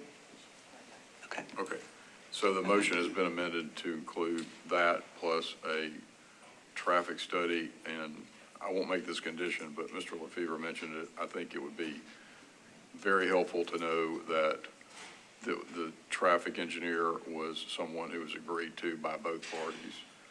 Even though I know the club will be paying for it, I just will tell you, I'm not going to ask to make that a condition, but I think it would be very helpful. Okay. So there's a motion, and there was a second? Yes. Okay, and then there's an amendment. One question, defer till when? Yeah. Probably going to take at least, I mean, you can set a date. If they get back with us and they don't have what you need, we'll push it off. But give me a date so I can at least. they're going to get a traffic study. I'm thinking probably it's going to have to be at least 6 weeks. Well, I can tell you right now, you're not going to get a traffic study because school's out, and they won't take traffic counts while school's out. A parking study is a different story, but a true traffic study, summer months are no-no for traffic counts. Do you think we may just need a parking study? I mean, that's where my non-engineer. I think an access and parking study would be sufficient. Do you think that's doable in 6 weeks, maybe? Possible. Okay. Well, we can always defer it again if it's not. Well, we need 6 weeks and then NDOT to review, because I see in our packet, NDOT has not provided any kind of recommendation. So another 2 weeks for them to review.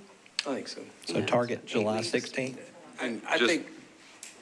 Just so I'm clear, what are we, I think having more information is better, but what are we hoping to accomplish, I guess, with the parking or traffic study, making sure that we're not guessing on the ratio of members to, I'm not an expert on traffic studies or parking studies, so. Yeah, I'll try to restate the motion. We would defer to July 16th. 18th, and with the, which will give the neighbors and the club the ability to discuss some more. It will give the club the chance to come up with a parking study. Is that fair to say? And did you have that was your condition? Yeah, and then it be reviewed by NDOT before it comes here. And that it be reviewed by NDOT, that we have an NDOT review at the time of the next hearing. I'd like to see a landscape plan too. What's that? I'd like to see a landscape plan too. There's been a lot of discussion of do the screening like it used to be, how about? Will you accept an amendment that there be a landscape plan too? Yes. Okay, so the motion would also include, amended to include that the club come up with a landscape plan. Second amended plan. Okay, there's a motion and a second. Okay, any further discussion? Is there, that takes care of some of the information, but how would we even make a determination on membership level at this point? It feels to me like the biggest rub is traffic and parking in the neighborhood. Right. And if the traffic and parking plan can't justify 650 members, The parking study will show that, then or have some information? I would Okay. hope that it would either include mitigations for that or perhaps an adjusted membership level. that could be justified on site. Thanks. I think Mr. Garrigan made a really good point. They don't, the neighbors don't, and I don't recall them complaining directly about the number of members. I don't think there would be complaints if there was adequate parking. It seems like the issue is that the increased membership has caused the issue. Yeah, and I just don't like the, going beyond what was originally granted from a membership level, but I agree. Motion and a second. Okay, any further discussion? Chairman, may I ask for a clarification on the landscaping plan? Sure. The original required east and west landscaping. Do you want to see an entire property landscaping plan or just a plan that will bring it in compliance with the I thought it was north and south, but the replacement of the buffers, So it's the required buffers, just the screening along the parking lots. I think it would be beneficial for you, and I'm not going to make this a condition, to bring a landscaping plan for the entire site.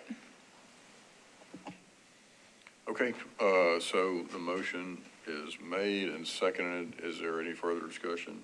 All right, all in favor? Okay, that motion passes, so we'll see them back in July 16th.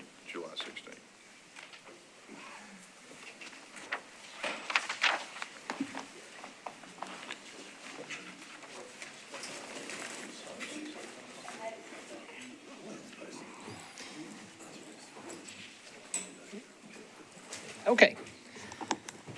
Next case before the board will be case, bottom of page 3, case 2026-57. The good news for our new members, you get to sit this one out. So Mr. Garrigan and Ms. Yoder will be. I'm conflicted on this one. Yes, and let the record reflect that Mr. Pepper is also out on this hearing. Okay. They are requesting a special exception in setback and height requirements in the NS district. The appellant seeking to construct a mixed-use Hey, Joe. building. Sorry to interrupt, but if our members have to sit out and Mr. Pepper have to sit out. Oh, yeah, we got a problem. We do. Thank you for that. Okay, case 57, we will hear on June, what's that date, Christie? June 4. Yep, Hold this on. case is deferred till June 4. I won't be here June 4th, Joey. Ah, Next one will be June 18th. That's another month for them. Just for the clarification on our rule, if new member were able to watch the previous, it does not qualify? they can't because they weren't Thank you. members of the board previously. Cannot. Cannot Could we vote? No. No. And then just trying not to make the applicant wait another month. That's all. I mean, Miss Davis Are can. there any other options? No, we don't have a quorum. Nope, we'll have to wait. Yeah, there's no, and you won't be here on the 4th. So No, we'll I'm have not. to postpone till the 18th. I'm out of town for work on the 4th, and then Okay. the 18th, I'm here. All right. Case 57 will be deferred to June 18th, 1 Are PM. you guys going to be here on the 18th? Okay. All right. Okay, last case. Final case. Okay, let's see, let me double check what we got here. Yes, all right, so this case, case 64, Gabriel Ishi von Meyer is the appellant, the owner, and Charles Gregory Smith and Virginia Abernathy, owner of the property at 203 Rolling Fork Court, requesting a variance in street setbacks in RS 40. This was deferred after a public hearing. On May 7th, you directed the applicant to obtain some additional drawings and information. You did close the public hearing, so you would need to reopen to hear it. Mr. Ransom did not attend, but have you been provided with a link of the hearing? Yes, I've watched, and I want to be included, yes. And you will participate. All right, so all 6 members will be eligible to participate in this case. Oh, I watched it too. And Ross as well, yes. Yeah, I watched it too. All right, and Mr. Pepper will be participating. Okay, let me just recap briefly on the screen here. Is someone supposed to begin? Sorry. All right, this is, subject property is located at the terminus of Rolling Fork Court. This was the site plan submitted by the appellant at that hearing. Requested a 75-foot street setback, and 88.28 was required by contextual setback, which is the average of the 4 closest residences to this lot. You see the site plan that was submitted by the applicant. This was a view of the subject site, a view of adjoining properties, and we had a public hearing. You asked for additional information from the appellant. I believe he submitted a revised plan or additional information to you all. Should have been provided in your packet. He has also submitted a PowerPoint for his thing. Should you, well, to hear from him, you're going to have to open the public hearing. I guess decide how much time you'd like to provide each side. Thoughts on reopening the public hearing in amount of time and Check, we do have opposition present? Okay, okay. I thought so. 3 or 5 minutes, but I'd be open to opening it again. I'd be okay with 5 minutes. I mean, okay, so we'll reopen the public hearing. Each side will have 5 minutes. Can I ask a question before we start my 5 minutes? Sure. So if this is redundant with what I presented last time, I mean, everyone here has seen that at this point, so it's, might want to save it for opposition. I guess I would just focus on the additional, does that sound right? Yeah. Okay. Yeah, I mean, you might be better to reserve time for, we have all seen it. I know I'm familiar with it.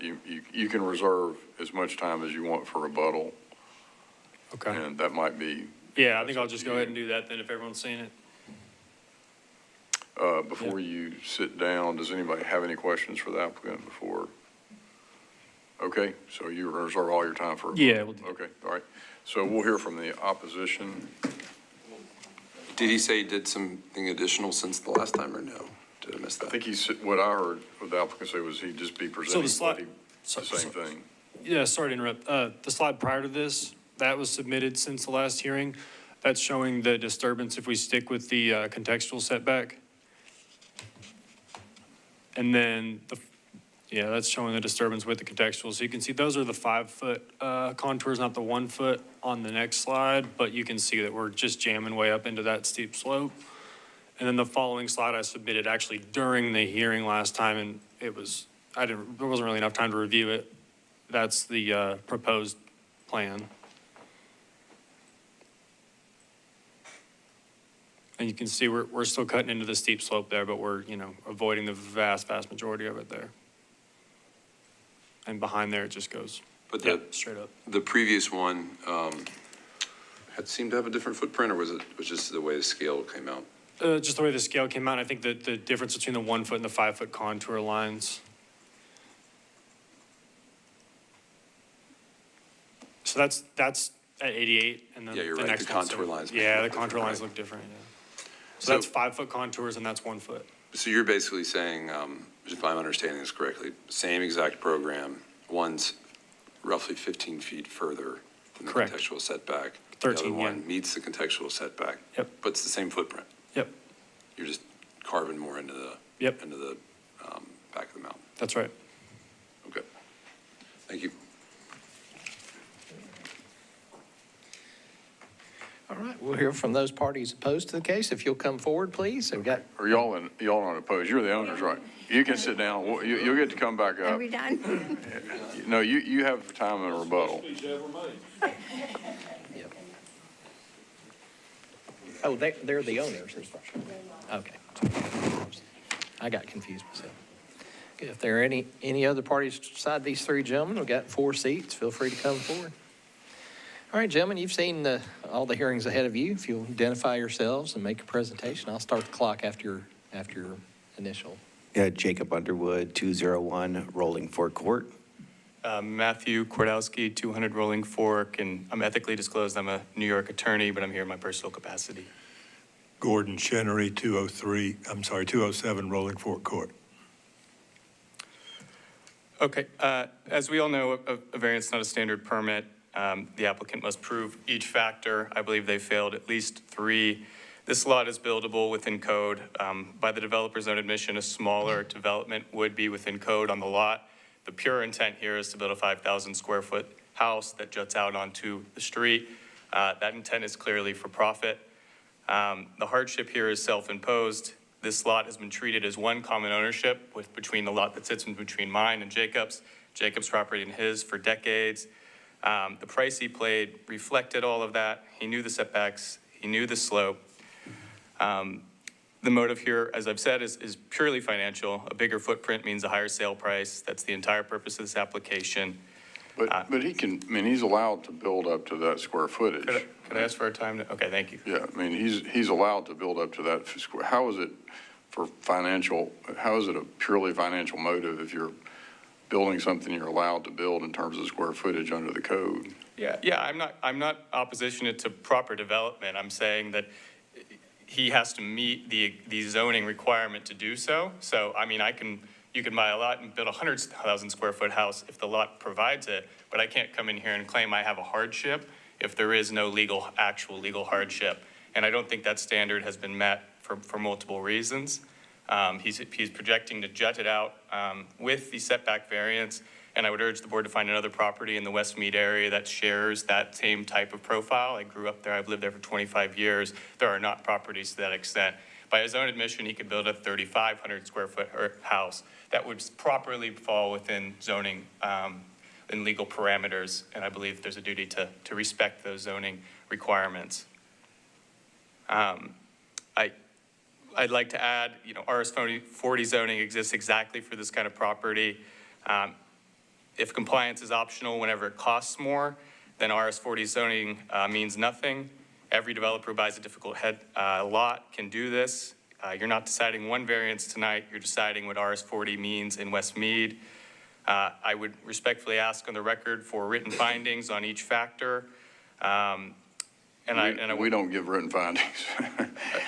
Okay, does that We're not a court of record. Does that contest against, if I file a writ of certiorari against this, that there's not written? Well, I mean, there'll be we don't make written findings of fact. We issue a decision that's, pretty standard. Oh, okay, then we would reserve the right to file a writ of certiorari and ask for material evidence that each of these factors is met. And as I've stated, I believe they failed on at least 3. I see my time. Yeah. Obviously, complete profit. My house is the one you see in that cul-de-sac, so I'm directly affected by this negatively. Obviously, the curb appeal to my house, because what's happening now is you have this setback that makes every home start at an even playing field, set back into the hills. And my back hill, this steep hill, is the same hill that I'm dealing with. So I have the same hardship. My house was built there. It's a nice size home. It's 3,000 square feet. I've had to tear down 500. So now I've got a house double the size of mine trying to fit in the full footprint of this water basin. I want to point out that Tom Druffel, councilman, was kind enough to come by and check out this lot. I don't know him. He came by and saw this and said, this is a basin that catches all this water. Not only does the setback not make sense, but a house built here at all doesn't make sense. If you're going to have a setback where he doesn't want to have to deal with the mountain, it's the same mountain that I had to deal with. You just have to make a smaller house that fits where the water can go around the mountain without having to carve and completely destroy the waterfalls or whatever's coming out of that mountain. But what happens now is because these are pizza pies and they get wider as you go back, that ordinance helps my house and this house have some sort of separation as you drive up to this cul-de-sac. And what's happening now is if you take that house that's twice the size of mine and you move it forward, it's eclipsing my house. My house looks like a growth on the back of this house. We're already sharing a property line that goes across my driveway. To show that it's pure profit, he's measuring from the driveway property line, not trying to fix it. He's measuring from the property line 15 feet from there, and that's where he's gonna build. There's no respect for privacy or whoever lives there now. I've got an abnormally house in this neighborhood that's gonna be abnormally close to mine in a lot that's now abnormally close to the street. And it's absolutely, if you look at my house from the beginning, if you see how his house is gonna sit, it diminishes my value 100%. Do you have the parcel view, or Mr. Hargis, can you put that up? So your concern is, and the last hearing, I know your concern seemed to be strictly the water issue, but now you also have a concern with the aesthetic appearance Yeah, I'm seeing the lines of where this house is being built, the water that comes off of that side of the house. I don't see, if you're building to the property line on the driveway and you get 15 feet past that because that's your legal right to build because you want to maximize the footprint, you have a huge problem with not only the look of it, now you're moving it forward. We've lost complete control of water, let alone walkways between the homes. That's the support for my driveways where he's putting that house, where those waterways have to flow through. I've not seen anything for that. Your house is this one here up on the, show me, can you? Oh, that's really hard. Yeah, I think it is. Yeah, it is. Okay. The one in the middle there. Down close to the street in the center of the cul-de-sac, yeah. Okay. To the left. Left Or there. Our left, yeah. I'd like to add too, the lot goes all the way to the top of the hill, and Gordon's here property is reflected in the parcel viewer, indicating that there is a buildable site at the top of the hill. It may be harder, it may be more expensive, but that's not the legal standard here. So which one is your lot here? So mine's the center with that house there. When my house was built in 95, it owned all three of the parcels. So it was built to extend, as you see, into the parcel on my right. It actually, that line now goes through my living room, which is crazy, I'm dealing with. The other line, you can't see because my driveway is not on this map, but the line that's separating 203 and me, it starts on my driveway, ends on my driveway, cuts off some of my retaining wall and my only access to the backside of my house. So I'm already encroaching onto his property. I'm already having to walk onto his property to get to my backyard. And again, Can I pause you, sir, over here to your left, just one second? Are you basing those statements off this map? No, Or have you had a survey? Because I'm saying, don't trust No, this I know, map. no. Okay. His own surveys came, they just drew the property lines, and he had to make marks on my actual Okay, driveway. I just want to make sure, because our maps, no one ever reads the disclaimer, but basically, these aren't accurate. So, I mean. we No, tell this you is that. his own surveyor Okay, came okay, out and good. put the Thank you. dots on my driveway and let me know exactly where they are. Awesome, thank you. I appreciate that. I just have a question for you. I'm a little worried if let's say we don't approve this. He's still allowed to build that size house on that lot, and he may push it back, and he may push it back into the hill a lot more, and I'm worried that's going to create more of a stormwater issue. Well, where the line is on our property line, he's got at least 4 waterfalls on his side. I've got all mine coming down and dumping off into the same waterway it always did. And I told you guys before, like backwards or forward, I don't think that matters. I think all the water floods to the front anyways of the property. It pools in the street. What's going to happen now is you're just going to move that massive house to the front of my house. Water still has nowhere to go. I mean, truthfully, because the hill is steep and you see now my house is basically cut off on each side between somebody else's property, I would ask for the same variance, because if I want to make an extra bedroom for my daughter, I have no other way but to go forward to the street. There's no room to go back if I have the same hardship he's got. Like, let's just all move our houses closer to the street then, because right now I need an extra bedroom too. And Christine, I'd like to add, I mean, the burdens on the applicant there to provide hydrological experts show that they could do that. That's squarely within the applicant's jurisdiction to provide.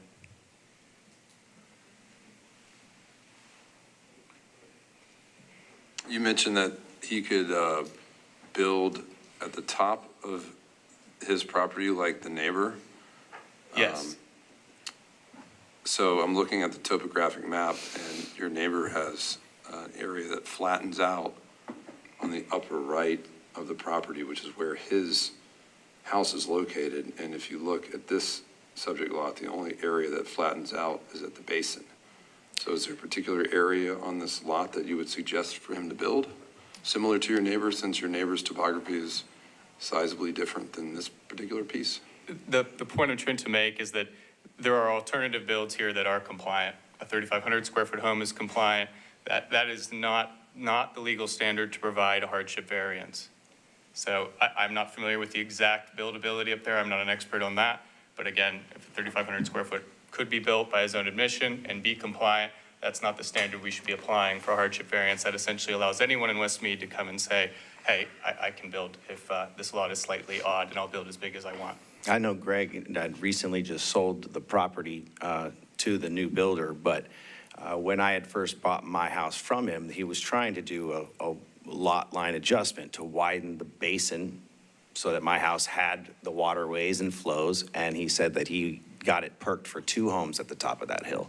So he was trying to do a trade originally where I would give him back an acre that I just purchased for him, and he would widen the line so that my stuff wasn't in somebody else's property, and then he would be able to build 2 homes. So that's been proven and at least told to us before as well. Okay, thank you. Any more questions for the opposition? No. Okay, thank y'all. Would you like to have some time if you'd like to speak? You've got a minute 24 if you have something to say too. Sure. I would like to, y'all asked for more detailed plans to be submitted. Do we have access to those plans? You should have access to everything that's in the record. Have they been submitted? There were plans submitted last time that are now in the board packet. Yeah. I think they were submitted during the meeting. I thought y'all asked for more detailed plans. An expert testimony? No, we had, We also submitted another exhibit in addition since. We did ask for time to review the more detailed grading plan that came in, and that was provided, so. I don't remember Can we pause our expert time? testimony. What was that? I don't know if anybody's asked for expert testimony. Sir, could our time be paused, please? I believe we said it could be helpful if they had civil engineers or others provide more information. But I don't believe that that was necessarily a requirement. It was just to get more details and more time. My question was,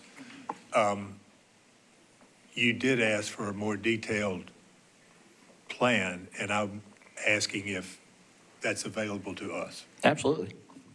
Okay. I think it's on, was it on the screen earlier? I think it was.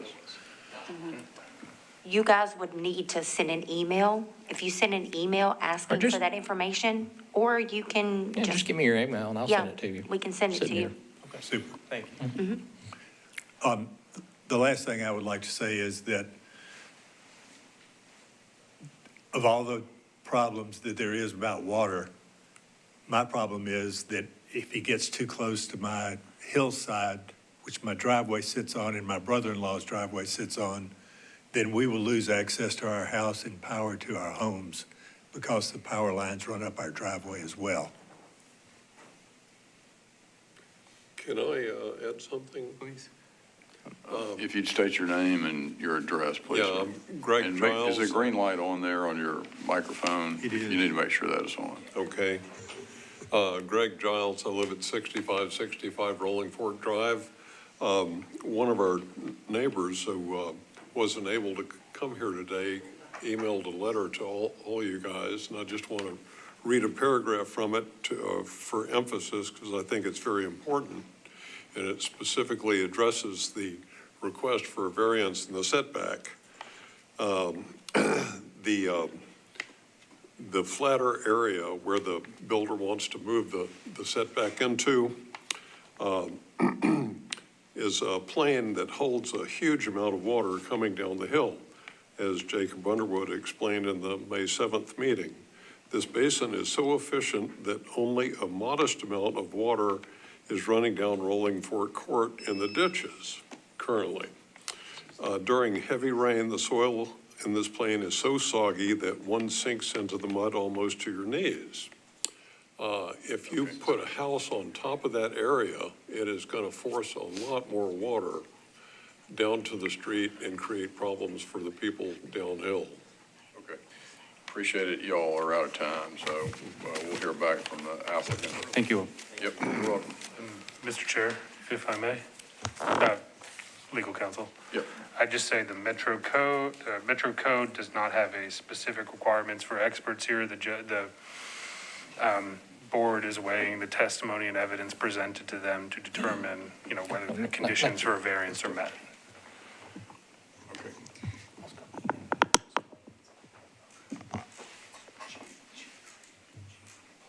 All righty. One quick point on here, as Mr. Hargis said, these parcel maps are We not need to super get accurate. the time going. Yep. These parcel maps are not super accurate, but you could measure from Mr. Underwood's property to the street, and you'll see that his house is also below the 88-foot contextual setback. So the concern about ours being closer and blocking his, I think, is unfounded. That's one point I'd make there. I think, other than that, I'd open it for questions. Questions? Oh, I have one more point, sorry. We have started geotechnical analysis on this. We've dug test pits. There's 5 feet of colluvial soils, and the stormwater and geotechnical concerns, I mean, that's something that we're actively addressing, and we have, licensed professionals working on that. But that's not really what's at hand in this meeting. We're just talking about staying off the slope. Any questions? Yes, Yeah. I have a question. Because I'm not, expert like my colleague sitting next to me. So could you tell me about your plan of the retaining wall? So Yeah. I am looking at the plan. It says Exhibit 01 and 02. So Can we pull that up? Delta submitted by this one. And one has like a blue line, the indicating location of the retaining wall. Yes. Is this the plan when you are putting your house closer to the street? Or is this the plan if you were to build the existing required setback? That is the plan if we build the existing required setback. The retaining wall, according to the engineers, is not required if we put it at 75 feet. However, I would still like to amend the plans and add it for the drainage concerns that have been brought up. But that retaining wall would then be 13 feet closer in, and it would require much less cut to the slope. Okay, so this is the, That right there If is you at want to 88 meet- feet. And on that exhibit, you can see the limits of disturbance at the contextual, and then also the limits of disturbance with the plat minimum of 75 foot if this variance is approved. So just to confirm, what we're looking at right here is if you built it to the contextual setback. That's correct. And you have a retaining wall that's roughly 8 feet high in one corner and 6 foot high in the other, correct? According to this. According to this. And then what you're proposing is bringing it roughly 15 feet forward. Right. Which you said would require no retaining wall. Technically would require none, although I'd still like to do one because of the, so I plan to make another revision to that and add some retaining wall. It'll of course be much shorter and require much less slope disturbance. I think it would still be wise to do after discussing further with the geotechnical and structural engineers. so could you tell me about your plan if it was pushed forward closer to the street, as you asked, as a variance? And what is your plan for the retaining wall? I know it would be shorter, but would that going into setback area, like a side setback, or just No. behind the? Not side setback, just behind the house. The most important area would be behind the pool area. So that area, try to Yeah. kind of secure that area. Yeah. It's not on it's not on the site plan draft of that one, but if we imagine, I would just say, like, let's just assume it's the same distance from the house, and of course, it'll be substantially shorter. But again, that's more of a stormwater, we have to go through the stormwater permit, and that's more of a stormwater usually. So, they'll have their comments on that, of course, and we'll go back and forth and we'll determine that. I mean,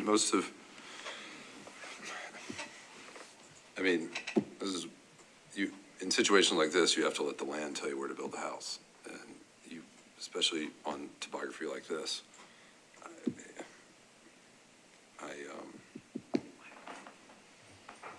Do you want me to close the public hearing? Yeah, let me ask one more question, then you can close it.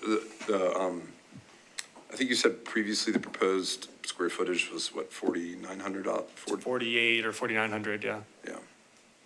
So this, And that's not the footprint, it's a two-story house. So the footprint, is is small, is half that plus the pool area and the very small backyard area. Two-story with a flat roof or two-story with the regular roof? So you're getting double the square footage. I'm assuming garage is on the first floor? There's a garage on the first floor. So yeah, it'll be, the total finished square footage is it's either 4830 or 4910. And the footprint of the home would be half that, but there's some additional on these exhibits that does say the total impervious. I believe the total impervious area, including the driveway and including the back pool area, Like 49. is 49, yeah. Yeah. And yeah, you know, the further you push it back, the more impervious surface you get. You get 15 more feet of driveway and you introduce a large structural retaining wall, you know. So. If there are no more questions, No, I don't have close any public hearing. You can keep going. We'll just close the public hearing. Okay, no more questions. Thank you. Thank you all. I mean, you know, if you look up definition of hardship in the zoning dictionary, you'll probably find this, right? And I certainly understand the neighbors' concerns, but there's means and methods for building this and making sure that additional stormwater doesn't go off. It's off your property and you know, I don't think they're gonna be blasting, putting this in, and I can't disturb anybody else's property. I mean, so I certainly understand their worries and don't want to speak to the builder, but I think there's multiple ways this would be constructed that it would not be injurious to their properties. And then they have to go through all the necessary permits and inspections and all the other things. We're not the stormwater board, and they have that protection. Right. I either heard something new or I saw it through different lens today. Last week or 2 weeks ago, this was a slam dunk for me. But the wedged lot, the closeness of the neighbor, having the house in front of him on the side setback versus this plan. It's in line with the neighboring house. It's off the side setback.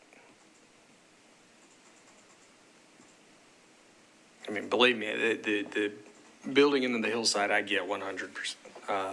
You know, it's, you stated it best. It's building 101. You let the land tell you where you go. Yeah.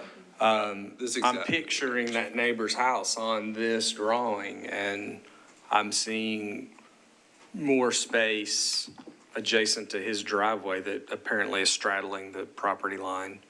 I'm seeing more space for the conveyance of stormwater to come down that side property line. But I'm also seeing a retaining wall that's not in the other plan. I'm not following you on the side setback. There's a front setback variance request of 13 feet, which is pretty modest. You're saying that? Well, what I'm saying is that, you know, the size of the house is irrelevant. That's out of the question. The hardship is obvious. It is very much a hardship. But I'm looking at it through the injurious to neighboring properties lens now. And I'm seeing, you know, with the shape, these wedge-shaped lots, you know, having it up 15 feet is going to clip off that neighboring house a little bit. And pushing it up 15 feet with this footprint puts that southern building line right on the setback. Does that make sense? Well, I thought you were saying that it intruded into the setback. No. It's creating space. Joey, do you mind flipping to the other original? Just, I think it's 1 forward or 1 It is kind of hard too, because it's not it's not scale to scale. But if you, looking at the two. if you go to the other one, I think it's 1 up. No, page 6 of 7. So go back to the. Oh, well, I can't see that from. Oh, yeah. my perspective. Just, Well, that particular PDF only has 1 page on it. Oh. That I was showing you. It's page 6 of 22 of the packet, but. Hang on a second. Let me.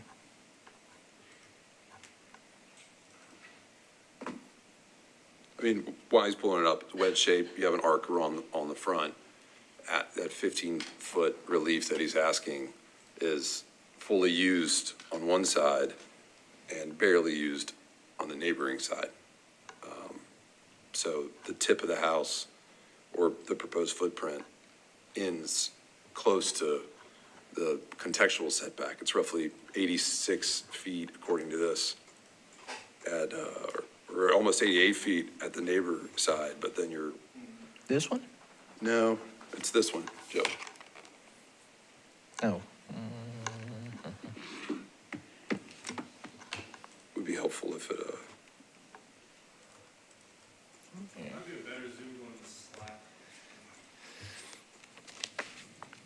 I mean, I hear where you're going to. Hang on. But I think if you look at, when Joey finds this, if you look at the arch and where it lands on the neighboring property. I think the thing to me is that this area has a lot of topography on a lot of sites. Right. And so, you know, the topography is one thing. I think the other thing that's unique about this is that there's only one other house on the cul-de-sac and that it is closer. So I don't think, 13 feet is a proportion where the neighbor is already at that closer doesn't feel egregious to me because it also helps with the cut and the fill. I think my question is, if you're still building a retaining wall, what's to keep you from continuing to push back into that hill? But to me, the context of the cul-de-sac gives it a lot of precedent here that it might not have in other parts of this area. There it was, Joey. I heard all that. And yeah, this is built at the very front of the lot beyond the contextual setback. The neighbor's house with the winding driveway is built, I think, in the very back of the lot, well beyond the building restriction line of the rear setback, mainly because that's where sure the house was also there before all this stuff was over. It looks like a pretty wooded area to me too. I mean, it's not a lot of times with these setbacks, we have a straight street that, you have on smaller lots where the houses, it's much more noticeable when the fronts don't line up. I just don't really see that here. I agree. And then if you look at, it'd be nice if the same exact footprint was overlaid on both, but you can see how on the one corner it's 75. On the very, I guess you can call it the upper corner, but on the lower corner it's closer to 88 or 86. And if I'm overlaying his current plan here, it's probably even less because this is just a box. So that's the neighbor's side that you're talking about, Michael. But It is. I think I was speaking more to just when the house slides back that direction, you alleviate some space along that southern property line. do we know what the neighbor's property, how far they were back? I mean, I could see it. That's a great question. I mean, you get an idea here, but I mean, to Ross's point, it's just lots of houses are all over the place around there because they follow the contour of the mountain. I think pushing it further back makes the issue worse, in my opinion. You're getting 15 feet more into the mountain, and you're introducing 15 feet more of impervious surface. So it's not that makes a big difference, but and again, I'm not a hydraulic engineer. I'm not a, but just and hydraulic and engineers will be looking at this. I mean, that's the other thing. Right. So, is that a motion? Or are you? So let me state, Well, let me I know just- which way yeah. you're going, and I totally understand on the paper and theory. And because I'm so familiar with that area, because I stated at the last meeting, it was my old district, and I do know both sides of the neighbor. And I think what the proposal, because of the topography and retaining wall, that totally makes sense. I totally agree with it. But I will be opposing. The reason is because if we accept that variance, which, yes, in theory, yes, absolutely right. But knowing that area, knowing that soil, and like my house is the other side of the hill, and if I dig a foot, I hit the rock. And so every time when somebody, build the house in our neighborhood, you have to use not the blasting, but like a chipping thing. So that will have effect to the neighbor, maybe, not dramatic, but it really has an effect. And also, I know this area soil is unstable. When we had 2010 flood, we had landslide because of the makeup of that soil or really unique area. So knowing that, because if we accept that variance, it will go through next department, stormwater, and all other department will rightfully, go through all the approval process. And so they do have, property owner has absolutely right to, build the house according to the code. But knowing those process, I just can't bring myself to say yes. I just wanted to state that, and so, thank you. I hear you. I mean, but I guess I would challenge you on that, say, but if they built it 15 feet back, all the same stuff could happen. I mean, so it's, and we don't, they have a right to build, so, well, I'll make a motion that we approve the application, that there's a hardship, that the slope of this lot is, the characteristics of this lot are the hardship. So I will second. there's a motion and a second. Any further discussion? All in favor? All opposed? Okay, so was that five? Okay, so that's 5 votes for, 1 against. Okay. I believe that's our last case. Yes, sir. The board approves that on a vote of 5 and 1, and that is our last All righty. case for the day. Meeting's adjourned.